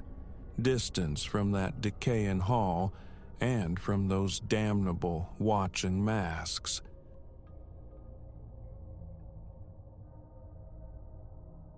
A brittle crack echoed, the snap of a dry twig under an unseen weight, and the forest's benevolent mask slipped. Where moments before sunlight dappled through a peaceful canopy, shadows now pooled with unnerving depth. Dusk bled into the woods, carrying on its currents disembodied voices, weaving through the timber, and a chilling certainty crystallized within me. I wasn't merely directionless, I was quarry. It was meant to be commonplace, this communion with the wild. Countless dawns had seen me greet trailheads across the map, seeking the solace of exertion and altitude, always returning before the streetlights hummed on. This particular path, however, whispered promises gleaned from digital whispers. Vertiginous climbs, vistas that stole the breath. A worthy test, I'd thought. The ascent unfolded as advertised, a symphony of crisp air, pine resin, and the shy perfume of unseen blossoms. Early on, familiar nods were exchanged with fellow pilgrims of the wilderness, but the higher I climbed, the more profound the solitude became. Reaching the apex felt like standing on the world's green roof, gazing out over undulating waves of forest fading into hazy infinity. Enthroned on a granite outcrop, savoring my provisions, I felt invincible. Here lay my fatal error. Seduced by the map's suggestion of an easier descent, a gentler slope promising relief for weary knees, I chose the path less traveled back. That deviation, that simple pivot, rerouted my entire existence. Initially, the alternate trail presented no overt menace, merely a touch more unruly, nature reclaiming its edges. But the descent soon grew discordant. Trail markers, once reliable sentinels, became sparse, then vanished altogether. The path itself frayed, thinning into suggestion before dissolving into defiant undergrowth. More than once, thorny cul-de-sacs forced frustrated retreats. Hours bled away, the sun plummeting, painting the woods in long, ominous strokes. A knot of dread tightened in my gut. The valley floor should have welcomed me long ago. My phone, predictably, offered only mocking silence. No bars, no signal, adrift miles from any technological tether. Panic, cold and sharp, began its insidious creep.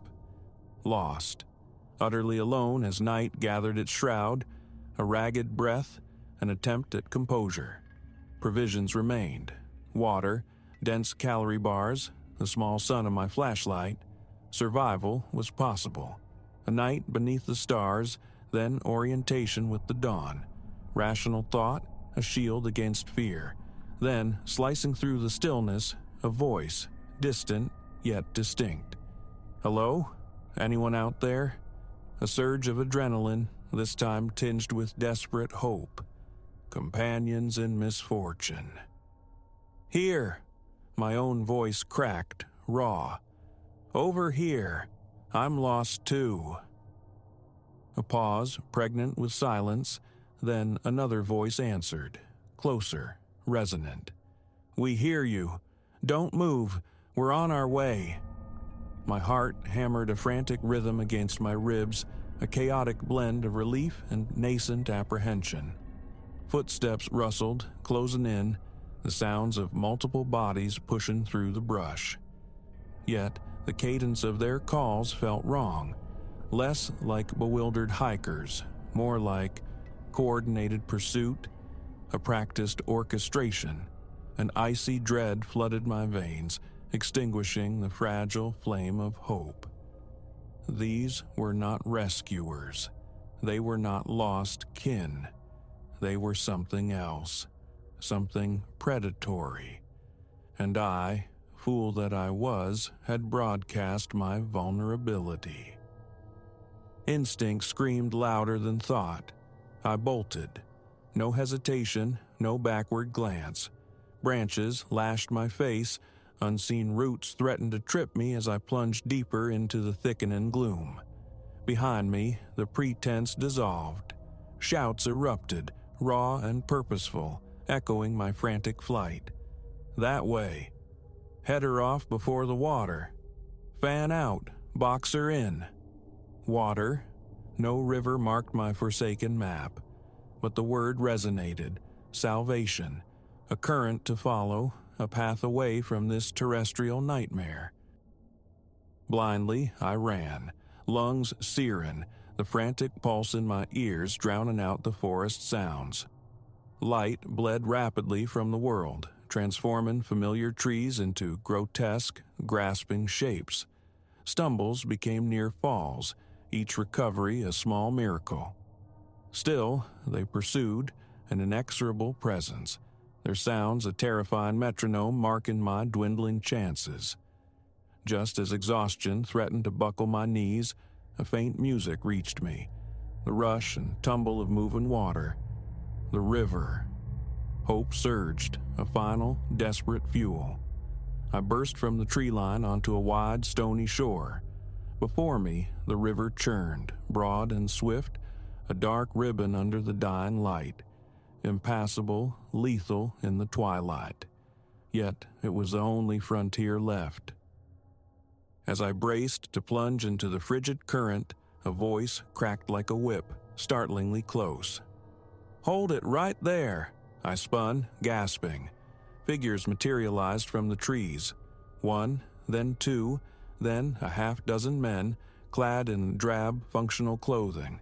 Several carried long arms, rifles, shotguns. One man, older, his face a leathery testament to countless seasons spent under open skies, stepped forward, an aura of command about him. Silas.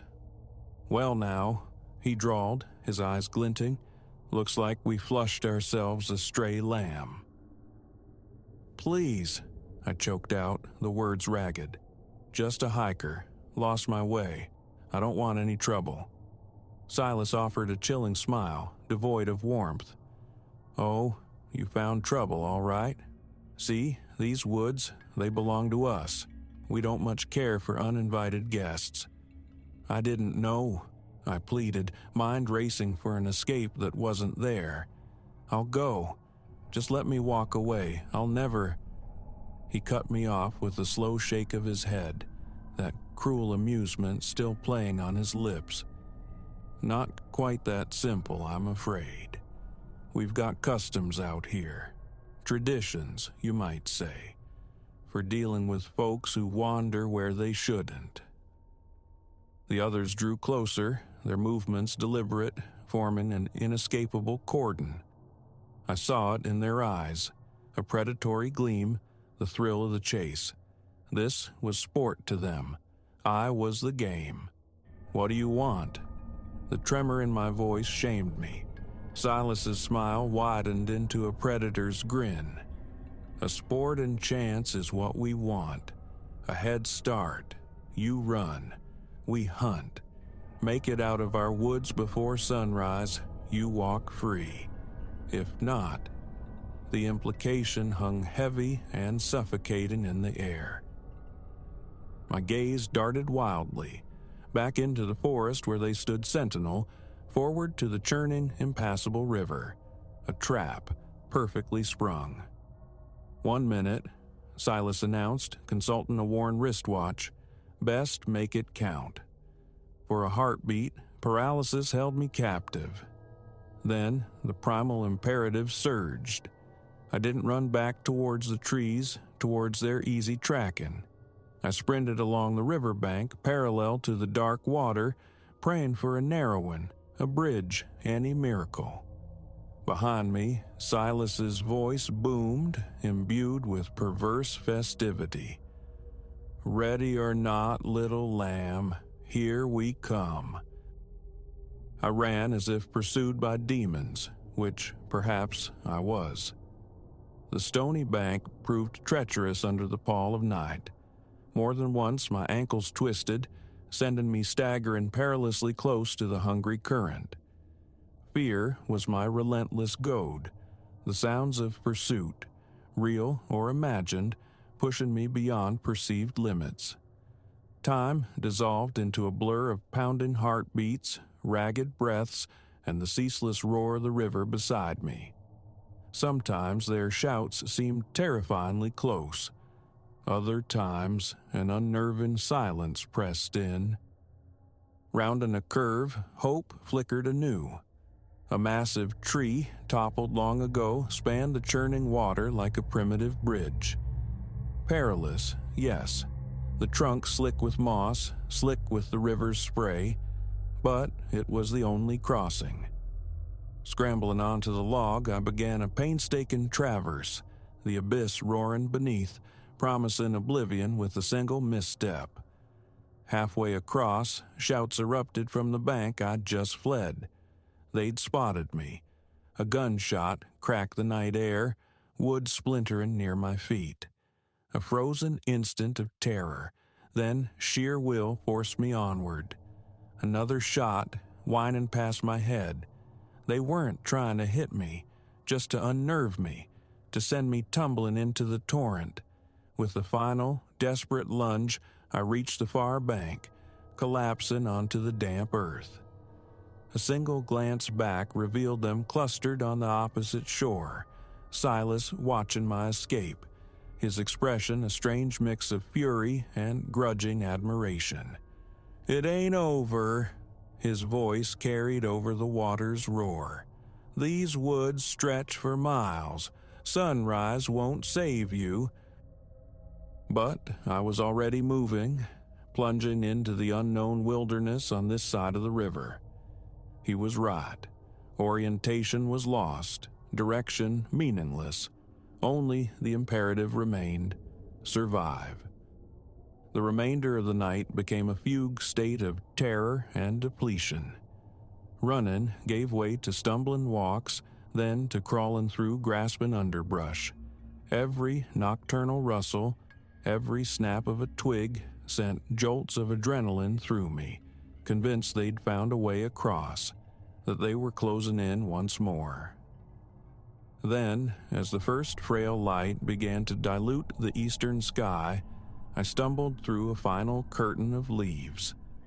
Asphalt, a road, stark and blessedly empty in the nascent dawn. Tears I hadn't known I possessed threatened to spill. A vehicle materialized in the distance, swimming into focus. Waving frantically, surely appearing deranged, I flagged it down. The car eased to a stop. An elderly man, Jasper, peered out, his brow furrowed with concern. "Lord Almighty, child, are you all right?" he asked, his voice gentle. I opened my mouth, but the narrative of the night, the sheer horror of it, refused to coalesce into words. I could only manage a mute shake of my head. "Best get you seen to," he said softly, pushing open the passenger door. As we pulled away, the forest retreated in the wing mirror. Somewhere within that vast, indifferent green, Silas and his men were likely discovering their quarry had slipped the snare. A tremor ran through me, cold despite the car's heater. How many others, I wondered, hadn't reached the dawn? I never ventured into the wilderness alone again. The solace I once found there was irrevocably tainted. Yet sometimes, catching sight of a trailhead vanishing into dense timber, the memory surfaces, the glint in Silas's eyes, the chilling echo of the hunt, and I wonder if they're still out there, guardians of their brutal tradition, waiting patiently for the next unsuspecting soul to take the wrong turn into their game.